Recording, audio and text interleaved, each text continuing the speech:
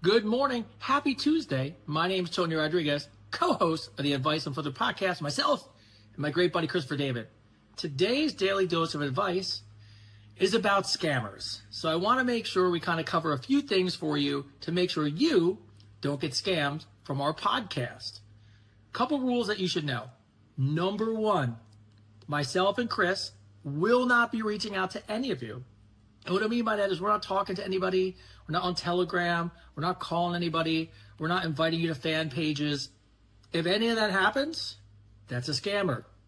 Number two, and probably the most important one of all, we will never, ever, ever, ever, ever, ever, ever, ever, ever, ever, ever ask you for money.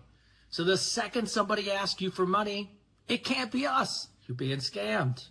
Number three, we don't have a PR agency. We don't have a podcast manager. We have none of that stuff. Not a public relations department. It's just me and Chris. So if anybody reaches out to you being our agent or any one of those things, that's a scammer. And number four, and please understand this, none of us are, especially me, I'm married, but Chris is not on a dating site. There's no use of social media to meet people. The community we're building is to make people better, and the community we're building is to help people, and that's it. Anytime you're having a conversation and you think it's us, and that conversation doesn't go in that direction, it's a scam.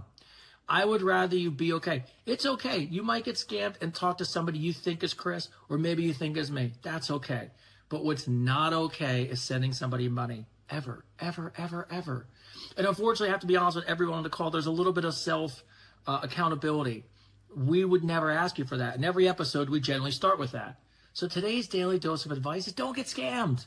Me and Chris are only in a few places, but we just want to protect you. We know that there's a lot of people out there that follow us, that are new on social media, don't know how it works. Please share this video. Remember, if you think you're talking to someone that's us, it's 100% not us.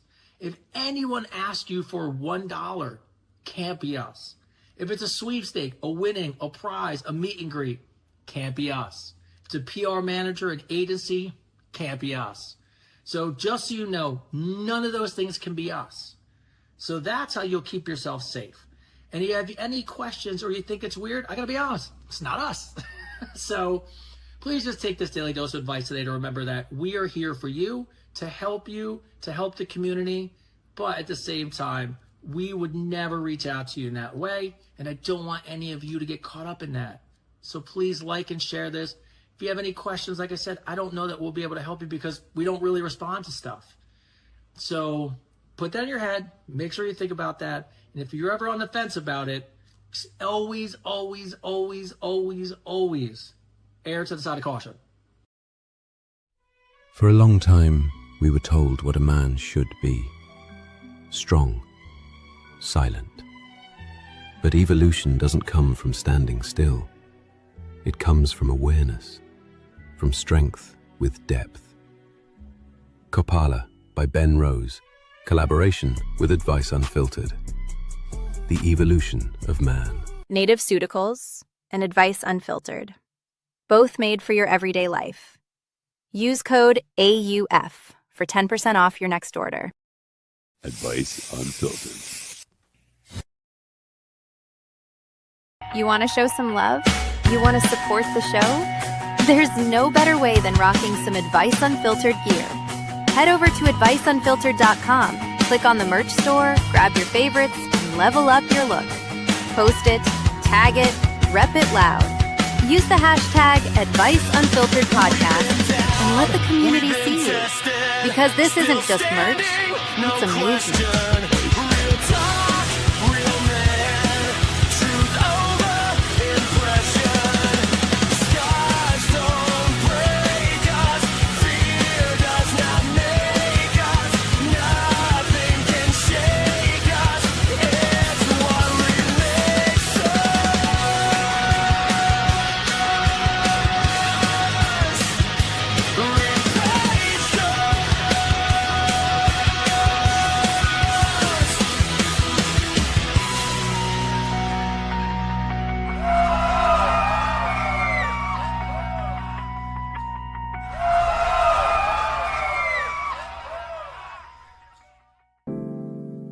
Well, now, ladies and gentlemen, gather around the radio tonight. They won the top relationship podcast in the world. And somehow the single guy's the expert. Hit it, boys.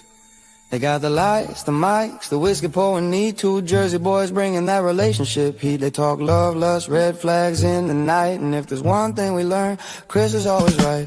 Tony says, brother, that don't make sense. Chris says, trust me, kid, I got experience. Now experience might mean heartbreak, tears, and spite. But hey, that's why they say Chris is always right. He's been dumped, goes to left on red. Still gives advice like he's newlywed. And somehow the crowd goes wild every night. Oh, Chris is always right, even when the man ain't slept at night. They tell you how to love, how to hold on tight. With a resume, oh well, that didn't go right. Oh, but he says it with such style, got the whole damn audience laughing for miles. World's top podcast, now ain't that a side? A dating expert who can't keep his own love life tight. Still, Chris is always right. Now 2020 students put the crown on their heads. Top podcast in the world, yeah, that's what they said. Relationship kings under the spotlight bright. And the single ones preaching like he's seen the light. He says, fella, listen, women want the truth. And he orders another drink and blames his youth. Tony just grins like this can't be right. But every damn time, Chris is always right. He got battle scars, bad dates, old flame lore. Yeah, women still line up to hear him talk more. It's confusing, hilarious, and strangely airtight. Oh, Chris is always right, even when his own ship sank on sight. He'll break down love like a scholar in white, then go home alone by the end of the night. Oh, but he says it with such class, like Sinatra with emotional baggage and sass. Top in the world and the crowd's all hype for the king of bad luck, giving dating advice. Yup, Chris is always right. Wait, hold on a sec. What? You telling people how to stay in love? That's right. Didn't you get blocked last Tuesday? Irrelevant. And the week before that? Character development, baby. Advanced Unfiltered, baby, that's the name. Say what everybody thinks is how they built the fame. No fake love quotes, no filter candlelight, just hard truths and jokes till the timing feels right. From heartbreak stories to bedroom debates to calling out nonsense in modern days. They turned all that chaos into gold overnight, and somehow, some way, Chris is always right.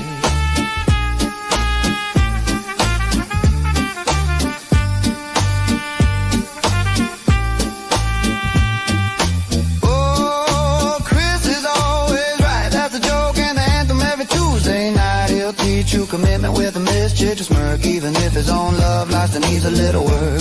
Oh, raise a glass up high to the boys who made the whole damn world. Ask why, how two loud mouths win the dating crown so bright. One talks too much, and one's always right. Chris is always right, even when he's wrong, he's right. Top podcast in the world, baby. Relationship experts, questionable personal track records, but impeccable confidence. Good night, everybody.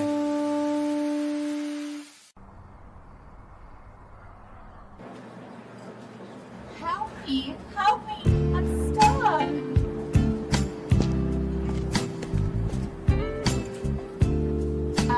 Hello? Hello?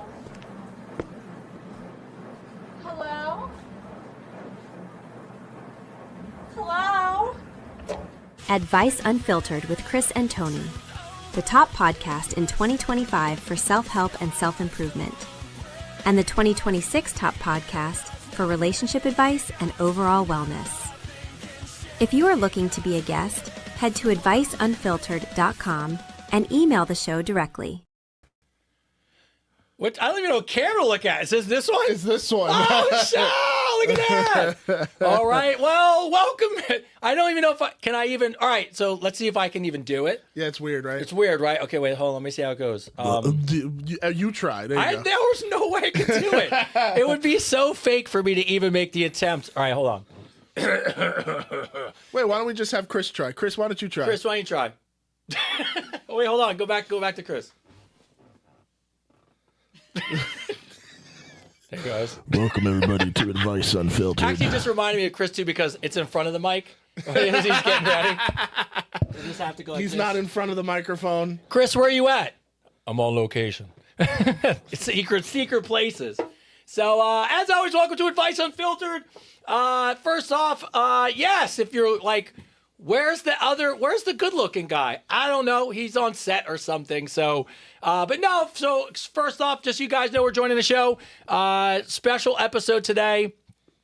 We have a lot to talk about. Christopher David was trying to make his way back here, but unfortunately, he's on a movie set. Now, I have no idea if I'm allowed to say. I have no idea if I'm going to say where. Like, I know he incognito was doing photos, but not holding the camera, but holding the camera. So I'm not really sure if I'm allowed to mention what he's doing.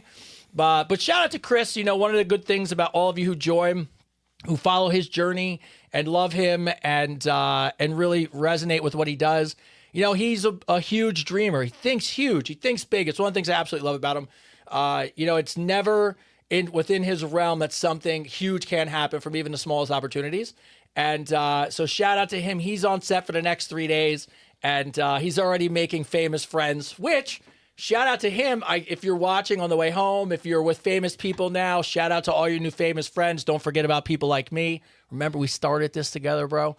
And also be a new Advice Unfiltered, him and George Clooney and some people from the cast or something, but it won't be as good as with me. But anyways, shout out to him. He thinks huge. He's on a it's a TV drama set from a major network. Let's just put it That's all we could say. That's all we can say.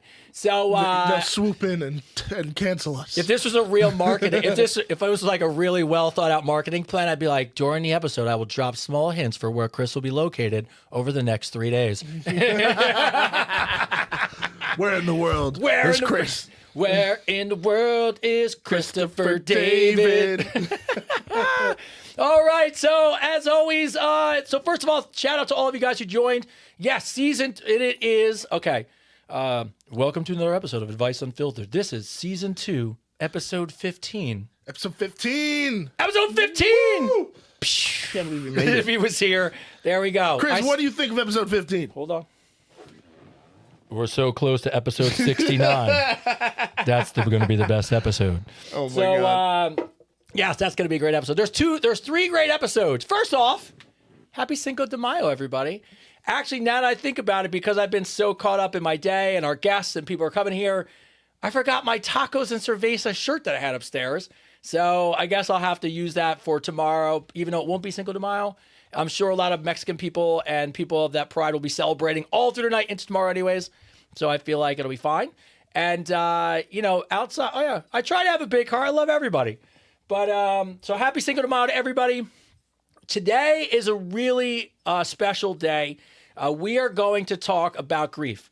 And, you know, coming into May's Mental Health Month, obviously mental health is a huge topic of conversation. It's been that way for a long time. I think, you know, post-COVID, it really accelerated that, you know, and really with people losing jobs and not being able to identify, you know, with what their purpose was. I know a lot of people really struggled during COVID with the idea that your home and your office were the same place. You know, a lot of people mentally couldn't break the idea that now home wasn't this safe place where you come and you can relax and you get away. It was really confusing for the brain. It was confusing for people, kids in their school, you know, everything being disrupted, I think is really, you know, as exacerbated the mental health issue. So the challenge is, you know, how do we deal with that? How do we talk about it? How do we feel? Who do we bring it up to? What are some tactics and strategies, you know, as you go through these challenges in your life? So it just so happened, the universe couldn't have made it any better. So for you guys, thank you so much. I can't tell you how many submissions we had for people who wanted to be part of the video. So Kitchen Sink Ghost is, it's everywhere. It's so cool. People are coming up to me talking about it. It resonates with them. You know, it's meaningful to them. People come up to me and we cry together about it. It's so crazy. And it makes me feel like that's what the podcast was meant for. It was meant to be able to touch people and reach out to them and let them know they're not alone and give them some side of hope, but also in a really honest way, give you a place to where you can share. Because one of the big challenges with mental health, and especially today as we talk about grief, is the fact that people don't know how to share, where to share. Is it comfortable? Do people want to talk about it? And then on the other side of people who are on the other side of the grief, how do you have those conversations? What's the right way to approach it? Is there a right way? Or is it just all about the act of showing that you're going to show up, right? So lots of amazing stuff that we're going to get into today. And who knows, maybe Chris will join us from set or something miraculous. So I'll throw that out as a teaser. Maybe that's a possibility. Maybe, right? Like that could be a possibility. But with that being said, let's go behind the scenes to the man in command. Now, we have so many cameras that we don't get to see his handsome face. Yeah, but my voice is here. But the voice is there, babe. What's going on, Christian? How you doing today, man? I'm doing good, man. I was just on set this past weekend. It was awesome. I was up in northern Jersey shooting a sci-fi short film with my usual team of collaborators. It was cold. It snowed for like 5 minutes. Yeah, I'm not even kidding. It snowed for like 5 minutes. It was crazy.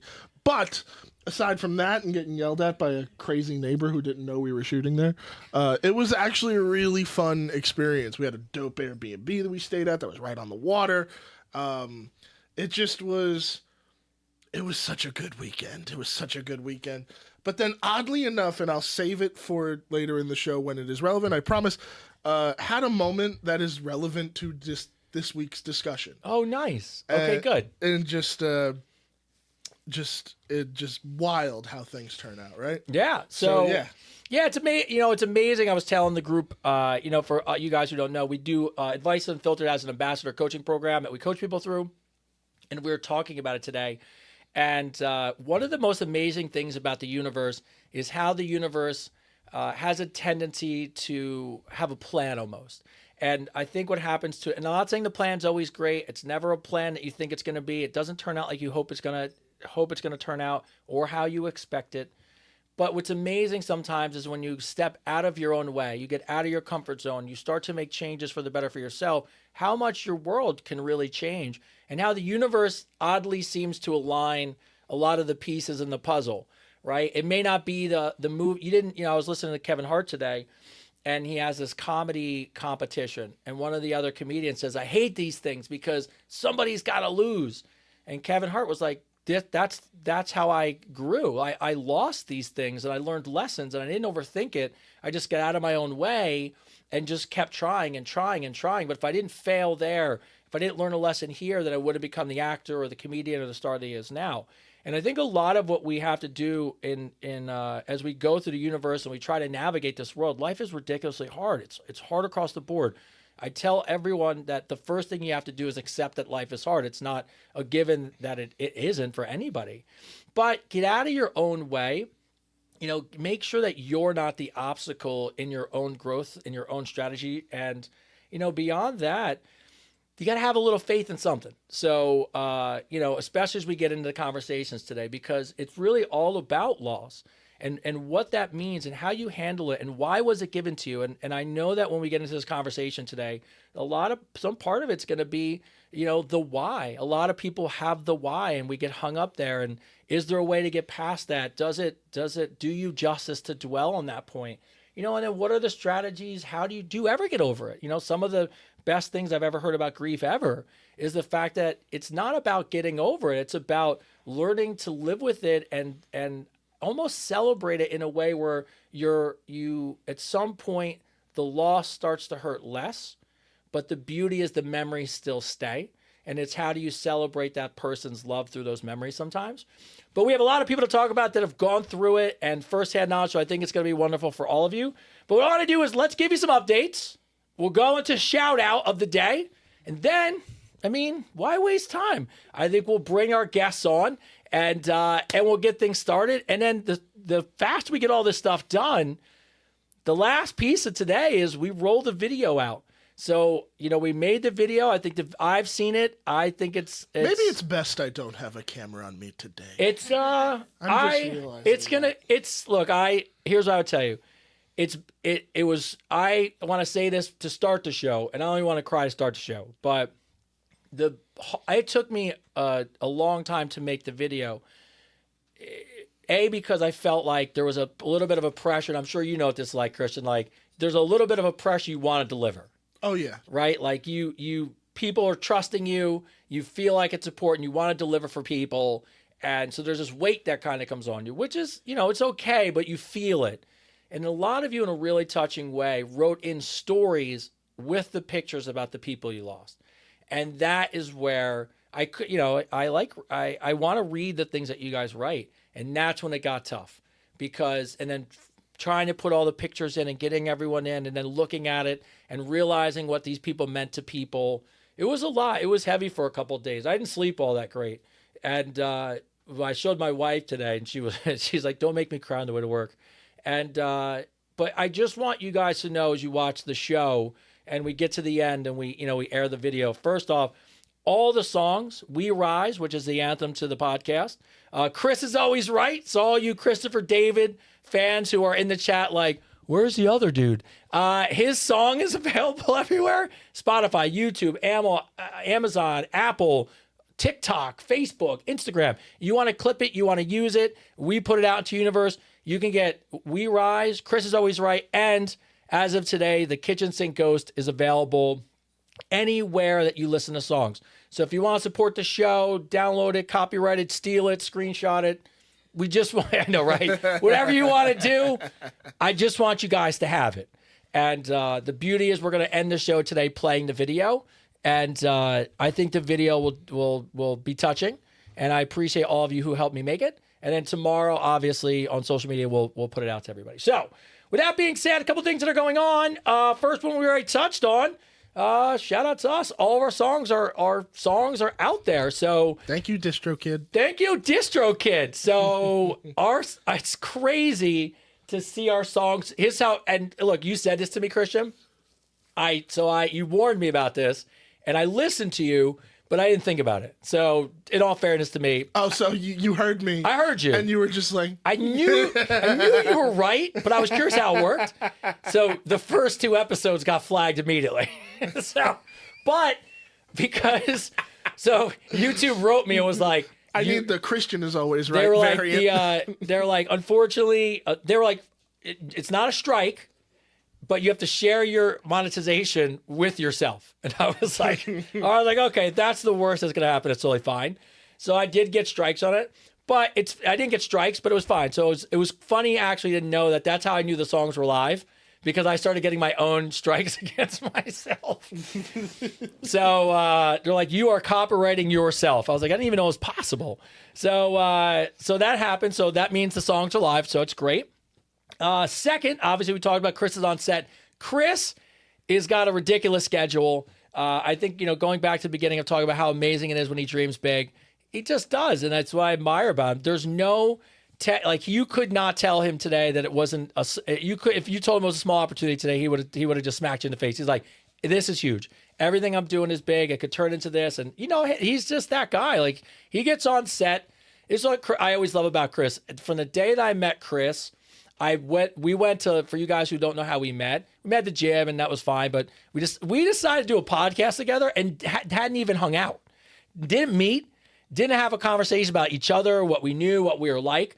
We went and met Christian and Ming and signed the deal to do the podcast, and then Chris goes, do you think we should get to know each other? So, it's a true story. There's not a word yet for old friends who've just met. So we went to Bell Works, where they filmed Severance. And we went and did lunch. And every single human being that passed us, this is not an exaggeration, he said hi to. He said, hey, how you doing? Hey, how you doing? You having a good day? You having a good day? And then we went to the host stand. He needed to know the host stand's name. He needed to know the bartender's name. And you realize quickly, it's not an act. That's genuinely who he is. He talks to people and shakes their hand and wants to learn about them. So I know what and a Christian got to see it when he was on set with you guys. Oh my God, he was asking everybody questions, their names, what do you do? Yeah, we showed up and we were like, well, Chris had a much, we just asked Chris and we were like, dude, could we just be can we walk in the back and wave? Or could we just be people shopping in the back of your show? And then Christian was kind enough to fit us in. And then Chris's role got a little bigger, which is fine. But we were very minor, like, people in the scope of things. But if you were on set, you would have thought he was a movie star. Like, he was in there shooting the shit, dropping lines on people. Like, and then, of course, like, that enthusiasm and that excitement and that just aura about you attracts people, right? Like, people go, oh, I want to talk to this dude. This dude looks like a lot of fun. And then he starts dropping his catchphrases in the middle of the movie. Oh, my God. And then it just took it to another level, bro. I was like, this is like... Sitting behind camera trying not to die. Oh, my God. I was like, it's what I uniquely love about him. So, you know, he's that guy. So when he told me he was going on this movie set, I was like, bro, I know that even if you magically somehow did all of these days and got cut out of a scene, which happens to people, right? Even it happens to big actors. I go, you will have met probably so many prominent people that it actually won't make a difference. Like, you will have a good time. We'll have some connection. Something will come out of it, and we'll be off and running. So shout out to him. I know he's on the way home. Hopefully he's still there. I don't even know. So that's awesome. And the Jersey Dad Bod is getting closer, June 28th. That is right. So there's a flyer on that. Dad Bod of the Beach. Chris and myself are sponsors and will be hosting, and yours truly is in it. So so Chris is hosting. No, ready? Like, here you go. I'll just do it this way. Chris is hosting. And so really cool. It's a fitness round that you actually do with your kids. So my son will come on stage and we're going to do a little routine. And then you do dad jokes. And I've already started writing a killer set. And that is going to be awesome. And then you do an obstacle course. So to me, that sounds like a lot of fun. We connected with the owner. He's amazing. I mean, he's got a couple different, there's a bodybuilding show that day for men and for women. And then there's a mom's contest later in the year. And he was a professional bodybuilder, I think. And I don't think he knows it, but he beat Chris out to be in Men's Health magazine at one point. And Chris knows it, but the guy doesn't. His name's Adrian, I believe. And so it's hilarious to me that Chris is like, I remember that guy. And he's like, I was like, from when? From years ago. I was waiting for his dark story. It was like, he's like, he beat me out for something. And I go, oh shit.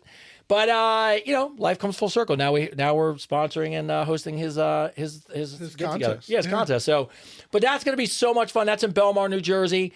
Tickets are available, and that is just going to be. I mean, that's going to be another fun. And we're doing a live podcast from there. So if you want to see, if you want a cheap way to see me and Chris with his least amount of clothes on, that's probably going to be the best way to do it. And unless there's this thing for Common Ground that I've already talked about, for you Common Ground people who are watching, somehow we're going to help you really crush the money giveaway. And we're thinking outside the box. You know what I mean? How can we turn this grief into dollars? And I was like, oh, I know. So in a fun way, we'll have some fun with that. And we'll talk about that is going on. And lastly, let's see, shout out of the week. And then we're going to get to our guests. All right. Funny enough, it was the last email I got today. And it was actually, it made me think about the one thing I didn't think about when we're putting this together, talking about grief, is that Mother's Day is next weekend. And so Divine Beauty wrote in, hey there, just making sure my consent came through. It did. Thank you again during this time. I'm so incredibly grateful. This is the best Mother's Day gift I could have ever received. May is probably the hardest month for me. Her heavenly birthday is May 20th, so the timing of this is divine. Instead of letting the pain consume me, I am going to honor and celebrate her special day with random acts of kindness. Loving on others and making them smile and healing is healing in itself. I know she's proud of her mama. By the way, it's a little girl who passed, so it's like heartbreaking. I'm looking forward to tonight's podcast, XOXO. So Divine Beauty, I appreciate you sending consent, which is awesome. And also, thank you for reminding me that even during this time, it's a little extra hard for some people because of the holiday itself and Mother's Day. So, so thank you for the shout out.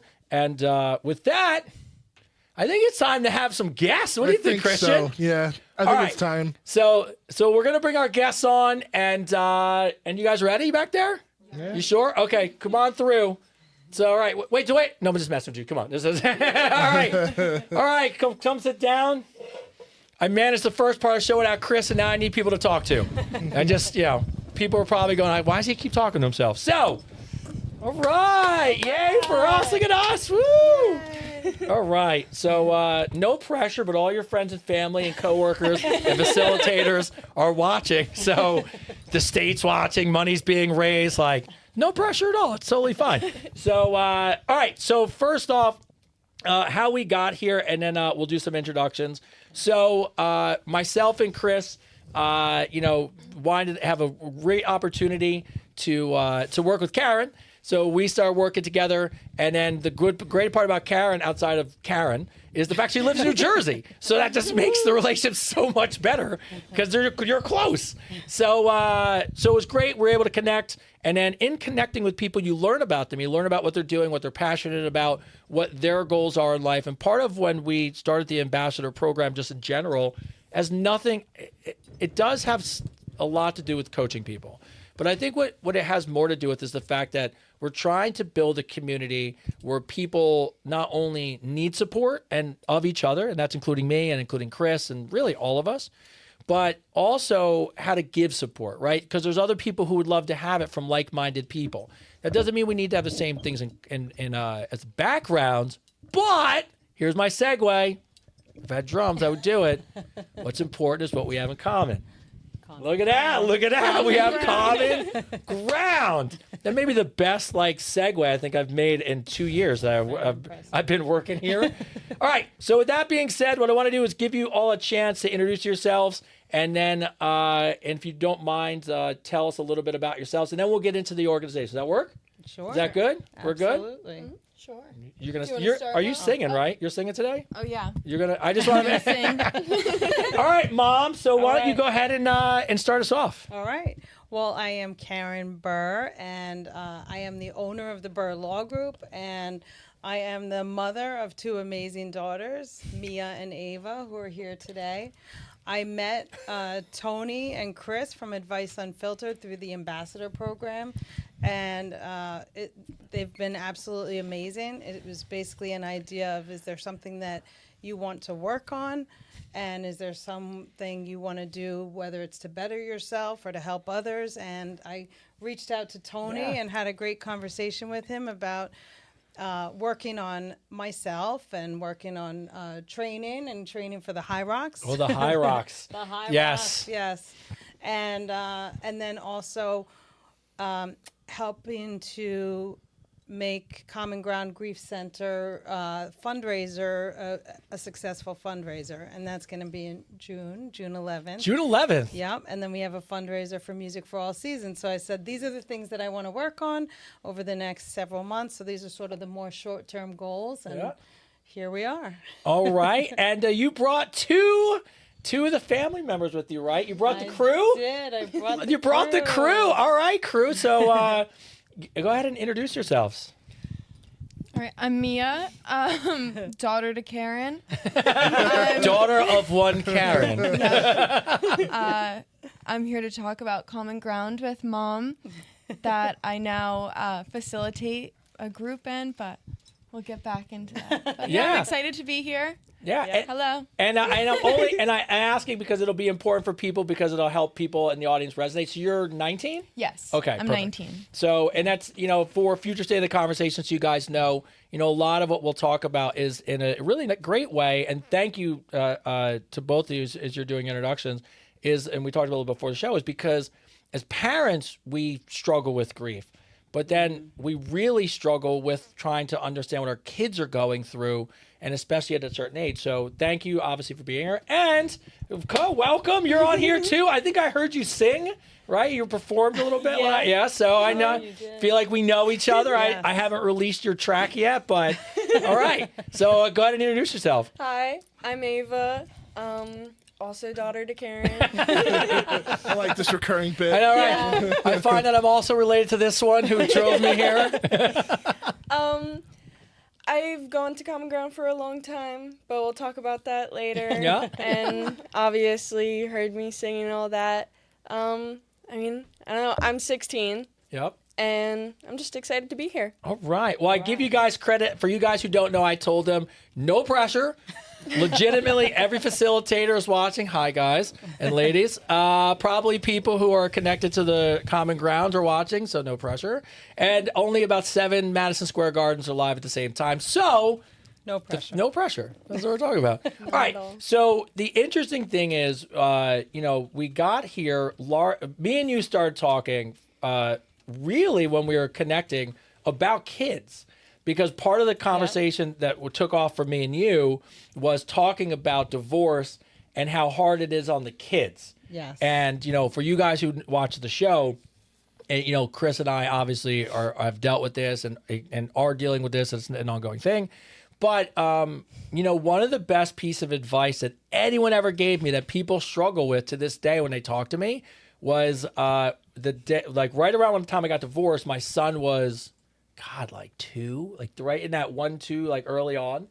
And of course you're mad and your emotions are on high. And my mom had a friend who was divorced for 15 years. And she comes up to me and she goes, I thought she was going to hit on me. I was like, oh, my mom's friends now are like, oh, you're single? So, but no, what happened was she goes, can I give you a piece of advice? And I was like, yeah, at this point, I'll take any advice you could get. By the way, thinking I'm getting some free legal advice, which, like everybody wants to divorce. Like, hey, I know you're not an expert, but look, can you ask AI like how to do this? And you're like, don't do that. I'm a real lawyer. So, but no, she goes, I'm gonna give you a piece of advice. I said, sure. She goes, whatever you do, don't make it about her. Don't talk bad about her. Don't say anything bad about her. Don't ever talk to him about her. That's his mom. And she goes, I am 15 years after the divorce. We're still fighting in court. We're still paying legal fees. And we're still arguing about things for the kids 15 years later. Wow. And she goes, we actually got to the point, she was telling me this, that her and her ex, the kids winded up, I think right when they were kind of getting to college, skipped to the other side of the country. And both parents were devastated because you're thinking you're fighting over college expenses and who's going where. And all the kids are thinking is I want to get the fuck out of here. Right. And I'm out. And she told me that it was the only time in that 15 years her and her ex really had a moment where they're like, oh, we fucked up. We've spent this whole time hating each other, and that's alienated them. So me and you talked a lot about that because Tyler and you what you deal with on your end. Yeah. And that also is common ground. So throwing it out there. But you start telling me about all the great organizations you're part of. And for you guys who don't know, a lot of what we do here at Advice Unfiltered is if you're part of the group, we want to celebrate, promote, help, be a part of any of the things that our ambassadors are doing. A couple of months ago, Lisa was on here and Becky was on here and Rhea was on here. And so they're great, and then their journeys and supporting what they do. But in a really amazing way, you came to us and told us about Common Ground, and it was mind-blowingly awesome. Also, almost at the same time, I'm writing a song, which was the universe is so weird how it all goes together. It is. But can you tell us a little bit about what Common Ground is, and then we can kind of get into how you got involved in it? Yes, absolutely. Yeah. So Common Ground is a nonprofit organization, and they provide peer support for kids who have lost a parent or a sibling. And so the way it's set up is they have groups that are facilitated by several. For the 6 to 12 group, they have, maybe 6 facilitators or something like that. And then there's a teen group and a young adult group. And the groups, while they're taking place, they have the adults who can also meet and get support from each other.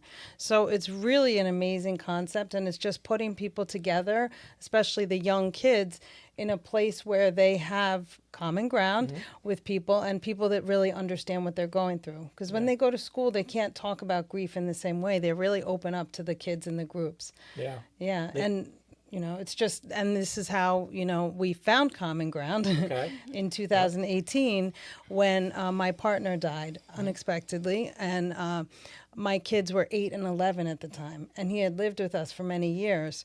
So this really hit them a lot. And I was going through this grief. My kids were going through the grief. I'm like, how do I help them? How do I, while I'm going through it? And my mother actually found Common Ground because she was helping me. She always what can I do to help you? Okay. So she found Common Ground, and I went and met Lynn Snyder. She's the director. who you met. Yeah. She's absolutely amazing woman, and she's just She's done awesome. so much. She really is amazing. Yeah, she's awesome. Yeah, and what she's done and created Common Ground is fabulous. And so my kids went there for a few years at that time. And I was in the adult group, and they were in the 6 to 12 originally. Mia moved up to the teen group. And then after a few years, they were moving on to other stuff, and they were leaving Common Ground. And I was like, wait, I don't want to leave Common Ground yet. So it's a part of like your... Yeah, like I really loved the place. And I said, okay. So I joined the fundraising committee for their annual fundraiser because the kids and the parents and the families that are helped, they don't pay anything. That's so amazing. everything is free to the families that are being helped. And the way that Common Ground raises money is by their big annual fundraiser. We're part of this year. Yeah, so I'm excited. June 11th, Martell's. Yeah, Yep, so that's June 11th, Martell's. We're going to talk about the whole show. the whole show. And look, like I said, you could see some great Christopher David moments if you come and spend some money. I'm just saying. So, right. yes, it's just in New Jersey, right? It's taking place in New Jersey. It's in New Jersey. It's in Manasquan. But can people donate to it like separately of like being in New Jersey? Yeah. That's what someone's asking. So Yeah, yes. absolutely. So yes, the event is going to be in New Jersey. However, anybody can donate to Common Ground. Yes, anyone can support and donate, Yes. and we'll share the website and stuff. But Yes. so 2018, your partner passes. Yes. Fair to say for both of you, obviously, I'm thinking about your age. So you're talking about someone who really, at your age at that time, was probably like a parental figure. Yeah, he Fair really impacted our lives in a huge way. Yeah. Now, when you guys found, when I'm thinking about like taking Tyler to something like me and you talked about this like pre-show, the family dynamic breaking apart and dealing with everything he was dealing with. It was a big struggle for me to figure out like how to help my son, but also like putting him in certain situations, or was it therapy or what it was going to be, but then also like not thinking about like how he felt going in. So for you two, your mom finds this group, right? And so I guess how old were they? How old were you at the time they found it? 8 and 11. 8 and 11. Okay. So at 8 and 11, you kind of understand like, you're going to a place. So how do you feel? Do you remember like how you feel like when you first went there? Like how did it come where you sat them down and said, hey, look, your mom was like, hey, we're going to this place. Like, do you guys remember that conversation? I don't remember the conversation of her actually telling us we were going to go there, but Mom has always been more than supportive and did the absolute most to help us with anything she can, just like Grandma she was talking about. Yeah. But, I don't remember the conversation about going there, but I remember when I went there, it was very welcoming. Okay. Like you feel like you can open up super easily and everyone is close and it's not cliquey and everyone's just understanding. They all get it. And And Do you remember your first day there? I remember feeling nervous just because of me having to talk about it. Because I was so young. I was like, I didn't exactly know what to say. I was nervous. But they all told me you didn't have to say anything if you didn't want to. You can always just listen. And they're very accepting and very open. And I remember I wasn't sure on what to say, so I just followed everything that Mia said. I was like, we have the same thing. She can speak for us. Too. Like, I got a younger brother. I know. We just follow each other. It's perfect. I get it. Common Ground is big on that, though. If you don't want to speak, there's no obligation. No obligation at all, and that's one of the rules on the walls when you go in that you can pass. Now, when I went there and toured the facility, obviously and what we'll do, by the way, just so you know, is I took a lot of photos and videos. So I'm going to cut those up to put out on our social media for us, just to share more about the event that comes up and tie to it and show people how wonderful of a place it is. When you go there for the first time, I know that and I think it's important because as parents, we know how we feel about it, right? Like my assumption is, your mom finds this place. You're probably a little bit excited to maybe find some help and some guidance for these things, right? So as parents, we have I don't want to say excited, but we're like, oh, maybe this will help, or like some help and some guidance would be great. And then I'm always thinking like, well, how's Tyler? I'm hoping he accepts it and likes it and feels good. But, how long does it take as a kid, like at your guys' age, to really be like, oh, this is, okay, we're here now, and it's nice that you can talk about it and you're listening to kids. how long did it take until you were like, hey, I'm comfortable sharing?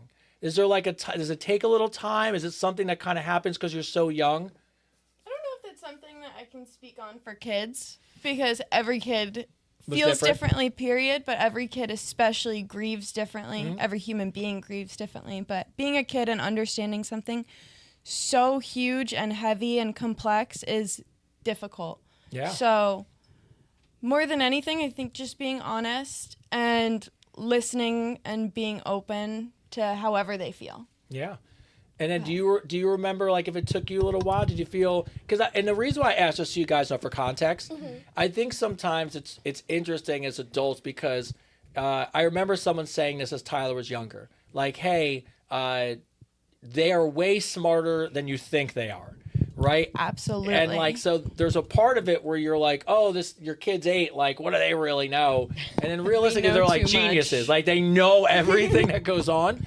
So when I ask, it's largely because I think some parents might just assume, oh, they're young, they're kids, they'll get over it or they'll play through it. And I struggle with that because when I look at Tyler at 8 or 11 or 5 or whatever year it was, looking back, I had to give him, I know it's like weird to say I have to give him credit, but like he was way smarter and understood way more things than I think I really thought about.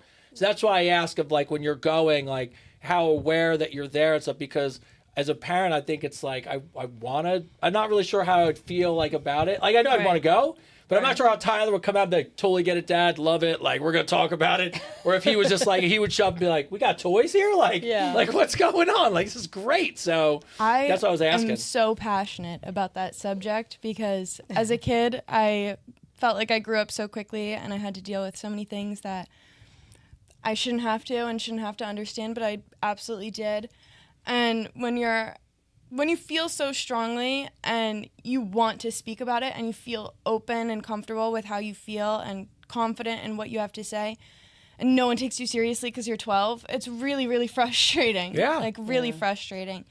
And, yeah, for that record, kids understand and feel and think and see and hear and take in so much more than I think adults realize. Yeah. I totally agree with that because, there's a lot of adults that will talk about anything around children and be like, oh, they're not paying attention. They're playing with their game. They're doing whatever. But we take in, like, I'm not that young anymore, but I get it. Yeah. You take in so much information that you don't expect to. You hear something that's like, wait, what does that mean?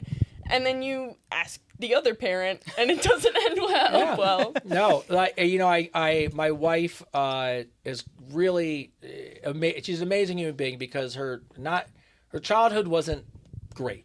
We'll keep it like that. And still to this day, her parents still don't understand how much it imprinted on her as an adult. Right. And that was a huge reason for Tyler why I was so emotional about it and so hyper vigilant about it, because I knew that how my relationship was with women, or how I treated people, or how I spoke about his mom wasn't really about me. It was about how it was going to imprint on him, because my all thought process was, this is little blank slate.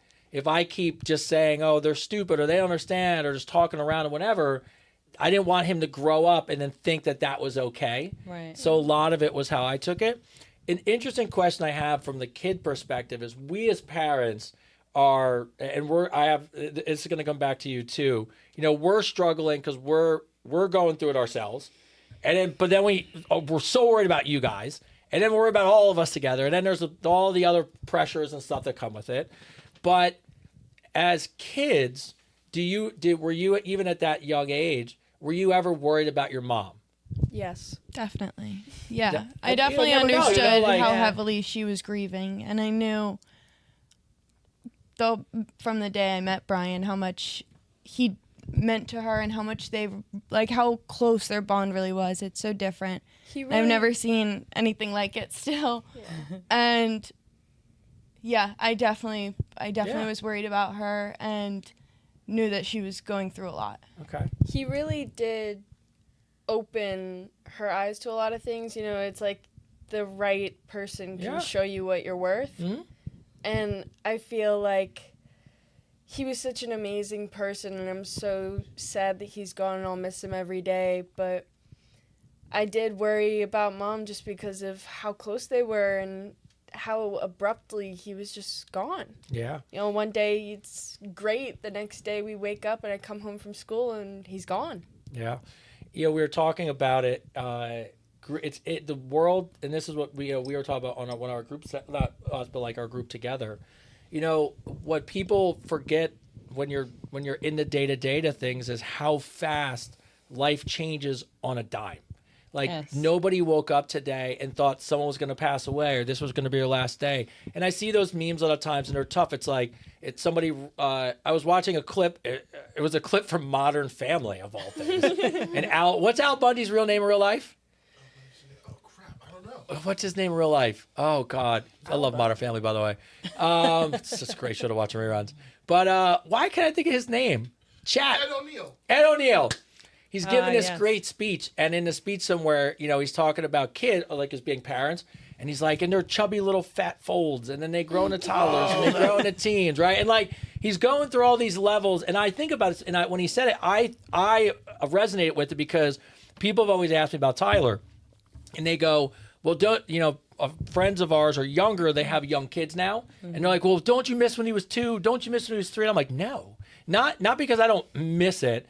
But every age has been amazing. Like, he's 18, and I'm watching him now. Like, I'm watching him navigate, well, how do I save money for this car? And I have a relationship, and I love this person. And they're going to school. And I'm watching him. And as a parent, like, it's impressive because we're still amazed by you guys. And it is. So that's why I don't think about 2 being awesome, because 17 is awesome and 16 is awesome. But he says this line, he goes, but unfortunately, you'll never know when the last day you'll be able to pick up your kid and hug him. And I was like, oh, man, I won't cry again today. Like, this is some bullshit. Like, it's like somebody crying. Like, I'm dehydrated. Right. I may pass out during the show. But, Tony, can I just speak real quick on the question that you asked about the kids and what they got out of it, how quickly they opened up? The first day we went to I remember. The first day we went to Common Ground, obviously I'm not in the group with them. Yeah. But they came, the adult group is in a separate building that's in the back of the property. You actually didn't see it. But it's There's like another in the garage. building? It's a little garage that's very cozy for the adults. And we go to the car and the kids come bouncing out. Yeah. Like excited. And I remember it was the first time they went, they came bouncing out with other kids, with phone numbers. And I was like, oh my gosh. I mean, they had connections immediately. Yeah. So I was amazed at that. And I do remember that from the very first. So whether or not they were sharing and opening up, they immediately became friendly. You know, it was it was really cool. I will say, because I forgot to speak on this earlier when you asked me that, is I have always been a very open kid. So it was very easy for me to talk about anything. It's hard for you to talk about grief and whatnot, and I was very young, but everyone there were going through very similar things. We all had common ground. We're gonna keep it going tonight. Keep it going. Just the way it goes. Ground. I can't help it. The episode's gonna be called Common Ground for sure.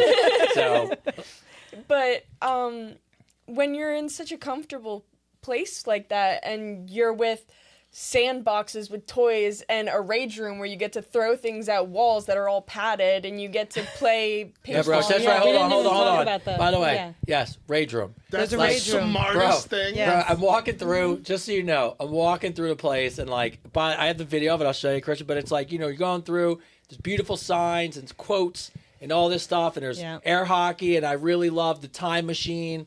And I'm going through all the things, and it's like you're like, wow, this would be a great place for the kid to just escape, right?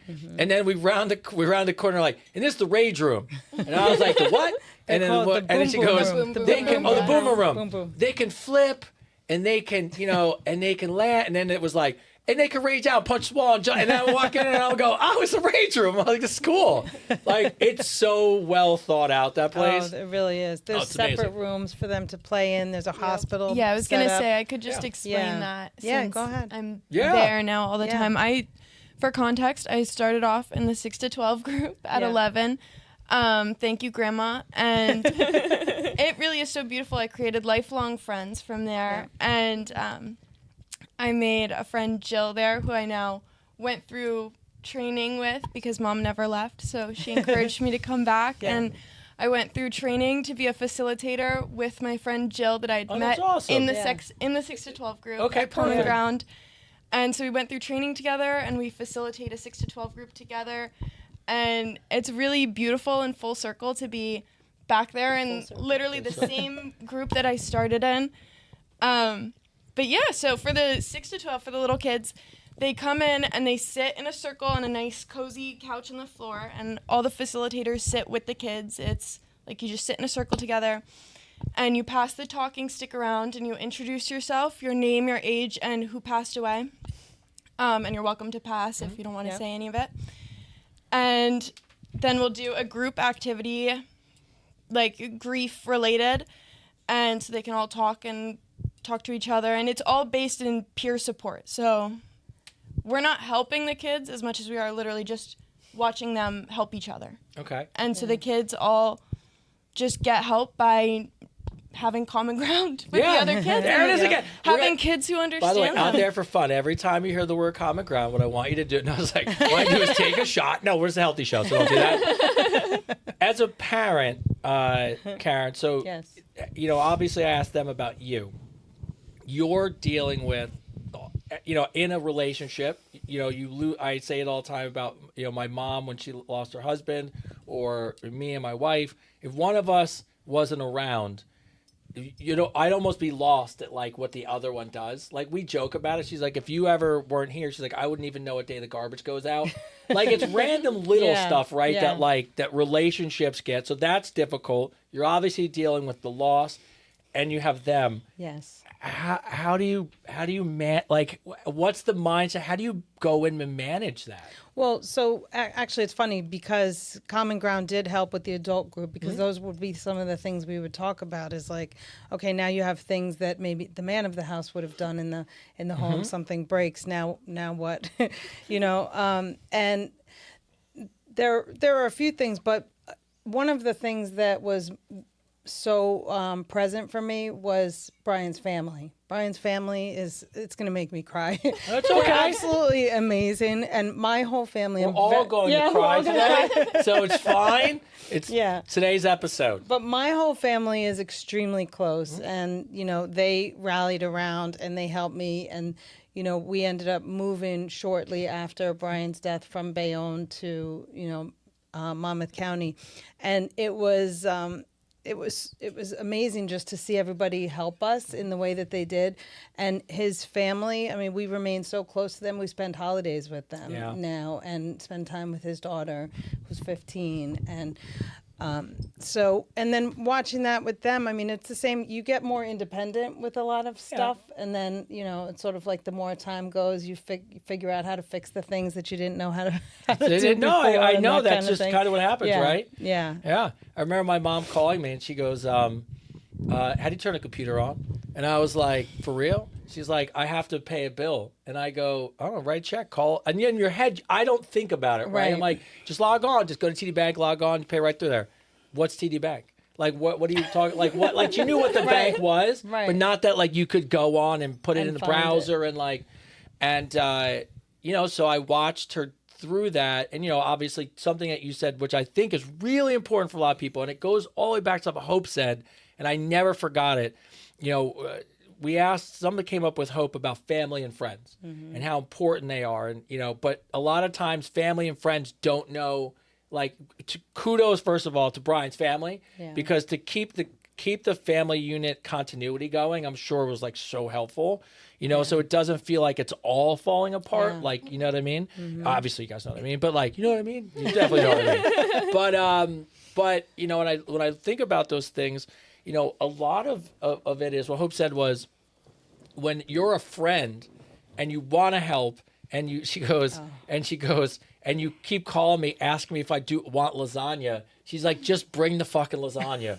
And what I took away from that, because after the show we were joking about it, but I remember that something she said to me, she was like, she goes, I'm already stressed about everything, And I know you want to help. She's like, you know what would be great? Just help. She goes, don't ask. She goes, don't overthink it. She goes, if you want to make me lasagna, just make me lasagna. Like, and it was one of the things. So I say that because I'm sure there are people, your friends or you know, your friends who don't know how to approach you, do approach you. Like, how is it, you know, you have a great family unit, Brian's Family Helps, which is awesome. As a parent, like as your friend circle, like separate of, you know, your family, was it difficult? Did people know how to have talks with you? Were they like, how do people, first of all, what was it like for you?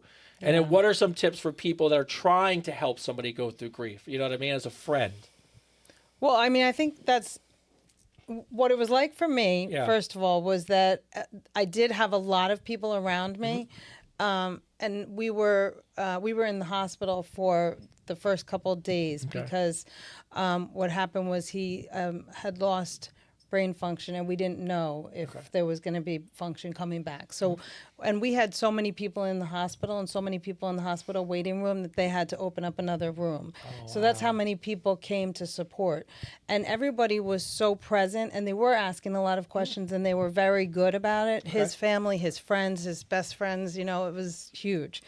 And then after that, sort of the same thing, but it does die down a little bit where you have, you know, everybody's got to get back to their own lives.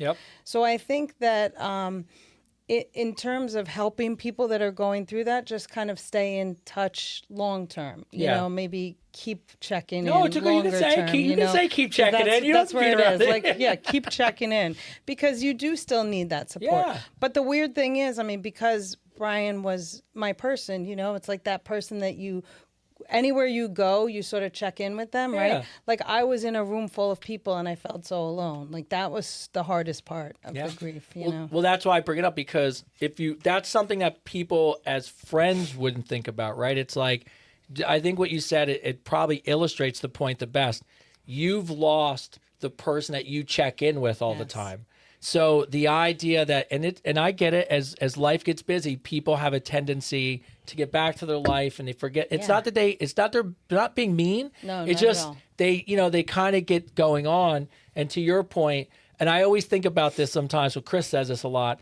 It's you know what? Just send the text.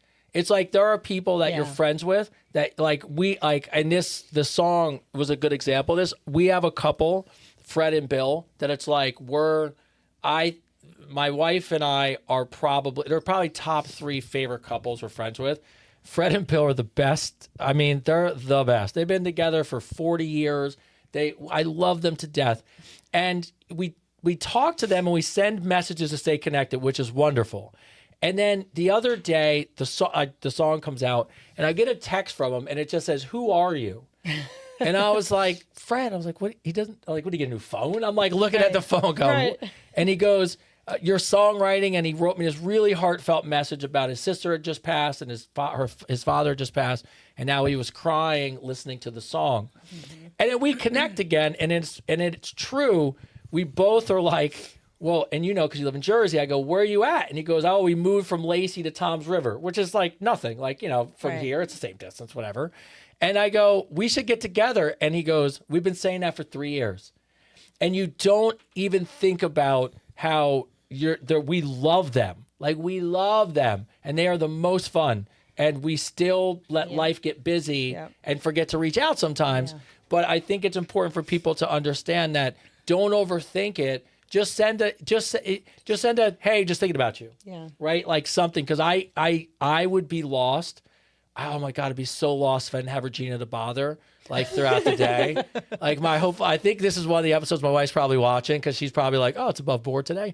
So love you, babe. But like, I would be so, I felt that a little bit.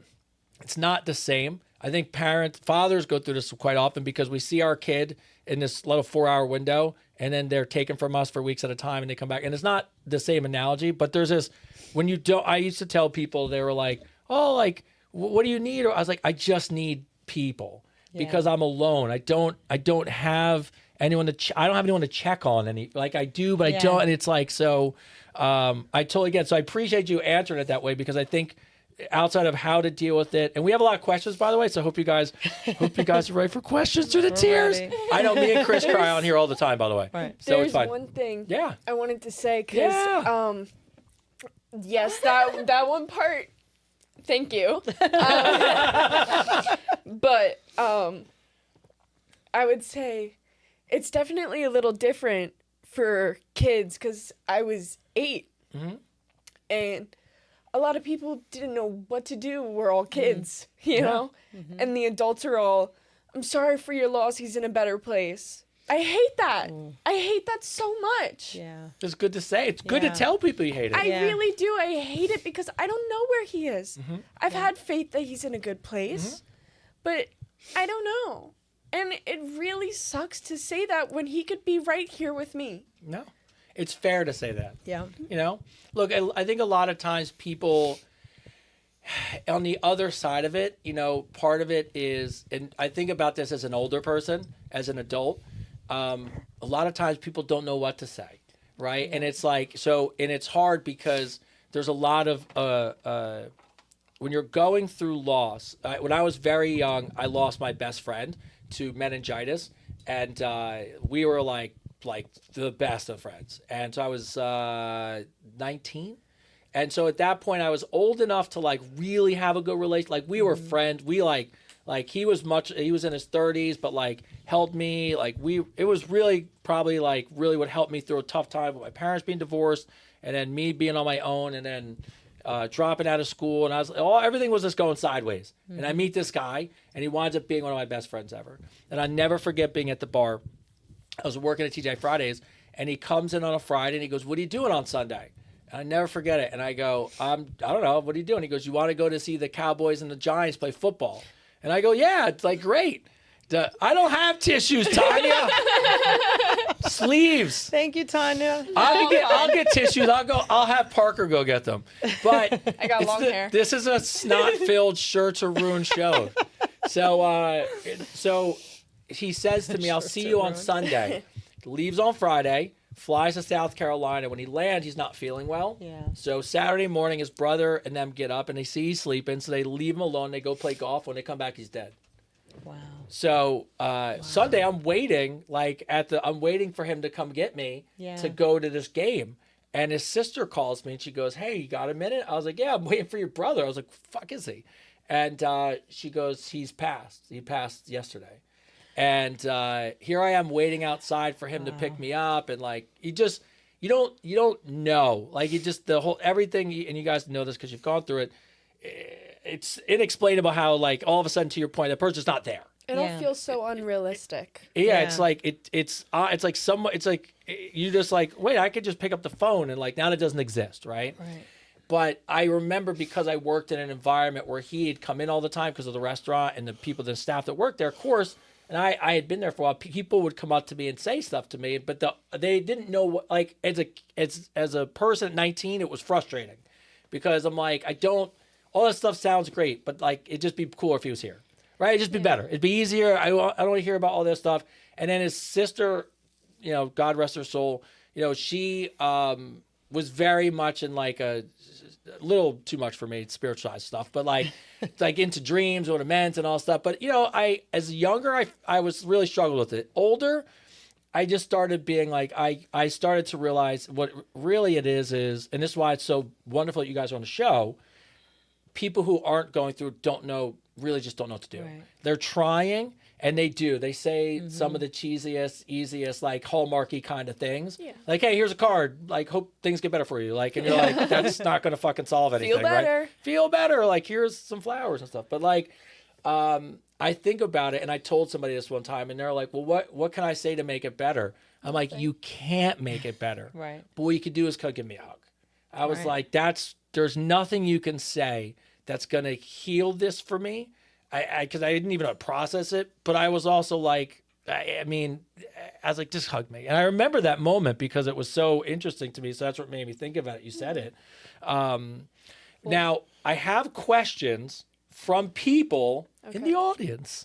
So do we mind taking some questions from people? Now, I asked that even though the answer is going to be sure because I checked before the show started. So, but I think it's important building on what you just said because the beautiful part of this conversation is we're talking about common ground, how great it is, and we're going to talk more about that, about how that this coming up and how you can sponsor and all good stuff.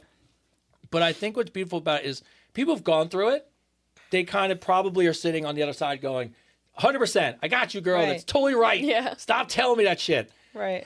The people on the other side, we don't know, right? So like when Hope said that to me about when she said it, I'm like one of her best friends, like me and my wife and her husband. And it was like, yeah, like I don't know that I did that to her, but I by human nature, I'm just like, hey, do you need anything? What do you need? Like, sorry, like what's going on? And then when she said that, I just remember thinking to myself, I remember going, wait, should I have just brought lasagna? Like, wait, what? Because I don't know, like, how to manage that, right? But what I did was we had people wrote in, so I separated the categories out. So I had some, what I would say is teens and young adults who wrote in. So I think you two could help. Obviously, some parental questions for you. And then what we'll do is they had a couple families wrote in, which I thought was interesting because of the fact that when you lose a person, it's a family dynamic situation. Then what we'll do is we'll bring it back to common ground. We'll talk about after we dry our tears off and clear the snot from our faces, how people can help and what's going on and how they can sponsor, because that's a big part of why you guys are here. And then I'll make everyone cry again when we play the video. But all right, so one of the questions that came in I thought was really interesting, and this is for you two. I was reading the parent question. I was like, oh, that's a weird kid question. Like, how do you hold it together? Okay. Emily from Austin, Texas writes in, is it normal to feel okay for weeks and then randomly fall apart over something small? Yes. This was a parent question. No, it was you guys. No, that was for you guys. For you guys. Yes. Yes. Everyone grieves differently. Yeah. And sometimes it's really hard to process things. I remember actually the first week that Brian died, it was really hard for me to actually like process the sadness and deal with it. And I kept distracting myself and doing anything else. And I felt like I was almost more focused on how you were feeling because we didn't get a day where the house was empty.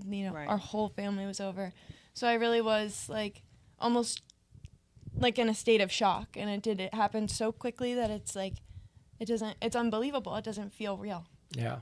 So yeah, absolutely. I remember I was like laying in bed one day. I wake up to my aunt. She's like, he's sick. And I'm like, that's weird, but okay. I go to school and I come home. The whole family's there and they tell me he's dead. I was like, that was out of nowhere. What do you mean? That doesn't equate to sick. What are we talking about? Like, so I was like, it came out of nowhere that I didn't. Like, when they first said it, yeah, we cried. For the next, I don't know how long it was till his funeral, I didn't cry once. I don't remember crying. I don't remember feeling anything. Yeah. And then I went to the funeral, and I saw Cameron, my stepsister, on the floor crying, and it broke me. So that definitely made me feel some things. Yeah. As sisters, obviously, my guess is you guys grieve differently. Yes or no? Or yes, I would think so. Does it make it easier or harder that you have, like, in other words, like you have each other, right? So there is a part where, like, if I like was grieving with my brother, because I'm worried about him, maybe it would make me not feel like take a little bit of my mind off my own grief. So do you feel like it helped you having not like I would say having a sibling, and she's like, no, it doesn't help have a sister. But I just mean you're both grieving, but does it make it a little easier, and even for you, to focus on something else besides your own grief? Yeah, I had to focus on them. So I was very concerned about what they were going through. So it did take me out of... I thought without these kids, this would have broken me in a lot, in a much different way, you know? And so it definitely helped me to continue to keep going. So having to focus, having a little of a shift of focus helps sometimes. Yeah. Interesting one. Sophie from Barcelona, Spain. Look at you guys are worldwide. Oh, you didn't even know. I saw your face. You were like, she's like, where? I told you. You're on a big show. No, I was like, you're worldwide, girl. Why do I feel guilty when I start to feel happy again? Oh, that's so common. I think it's natural to feel like something's missing, and maybe like it's not as full as it used to be, and I think it's natural to feel guilty and to feel wrong about coming back to your life, because as harsh as it does sound, no matter how you put it, it sounds harsh. Life goes on. Yeah. And it's still your life. So it's natural to feel guilty about being happy once your person's gone, but don't, because it's your life and they would never want that for you. Yeah. And they definitely, your life goes on, and it's amazing to be able to have the memories that you do. And sometimes grief and, hardships in your life can make you stronger. You can wipe your tears on Parker. It's fine if you want. Like Parker's back. Hi, Parker. And I mean, how do you? I think, oh my God, brain fart. No. Believe me, it's fine. So, is it okay to feel guilty when she starts to feel happy again? Okay, yeah, I got it again. All good. No, I feel like, because when I started to occasionally, and it's not that you forget, but it's less often that you think about it. Mm-hmm. And when you start to not think about it as often, and it starts to fade, and you start to have more of a life on your own without thinking of who you're missing and who's lost, you start to feel like you're leaving them behind, they don't deserve that because they have always been good. Did they ask for that? No. Right. But that's completely normal. You want to have your own life. Yeah. You need to move on. They wouldn't want you stuck in the mud with them.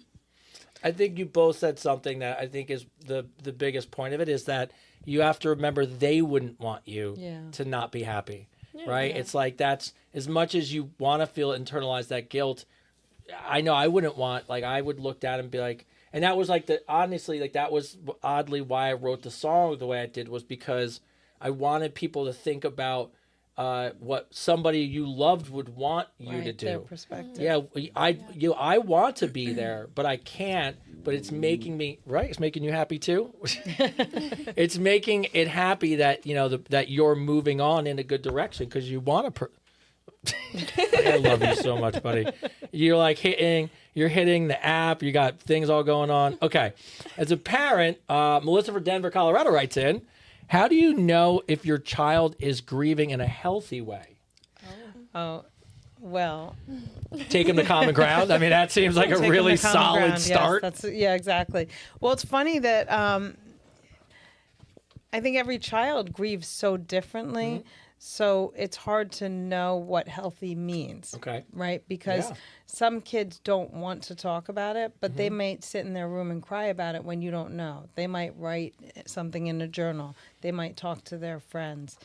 They might not need to cry like another kid needs to cry every day. They might deal with it next month, So it's, I think if they're completely ignoring it, it's hard to say, oh, you're doing something wrong, to sort of judge their grief. Yeah. Yeah.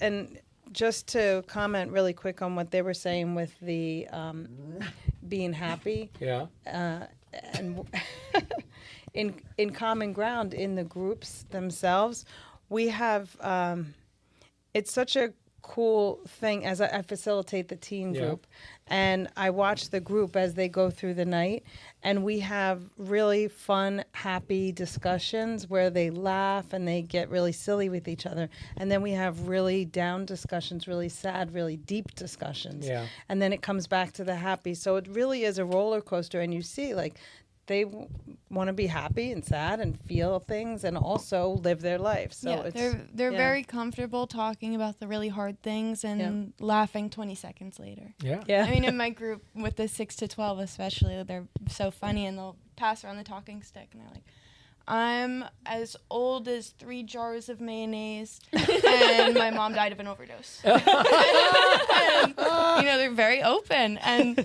at the end of the day, it's their life. It's just something that happened to them, and they're normal kids. They just have to think of more and understand a lot more than they should. Some of the groups are specific. I'm sorry. No, you're good. Some of the groups are specific to like substance loss and suicide. Yes, so I facilitate. Oh yeah, I can see that. Yeah, because they're different issues that they deal with. Yes, my group is very scattered.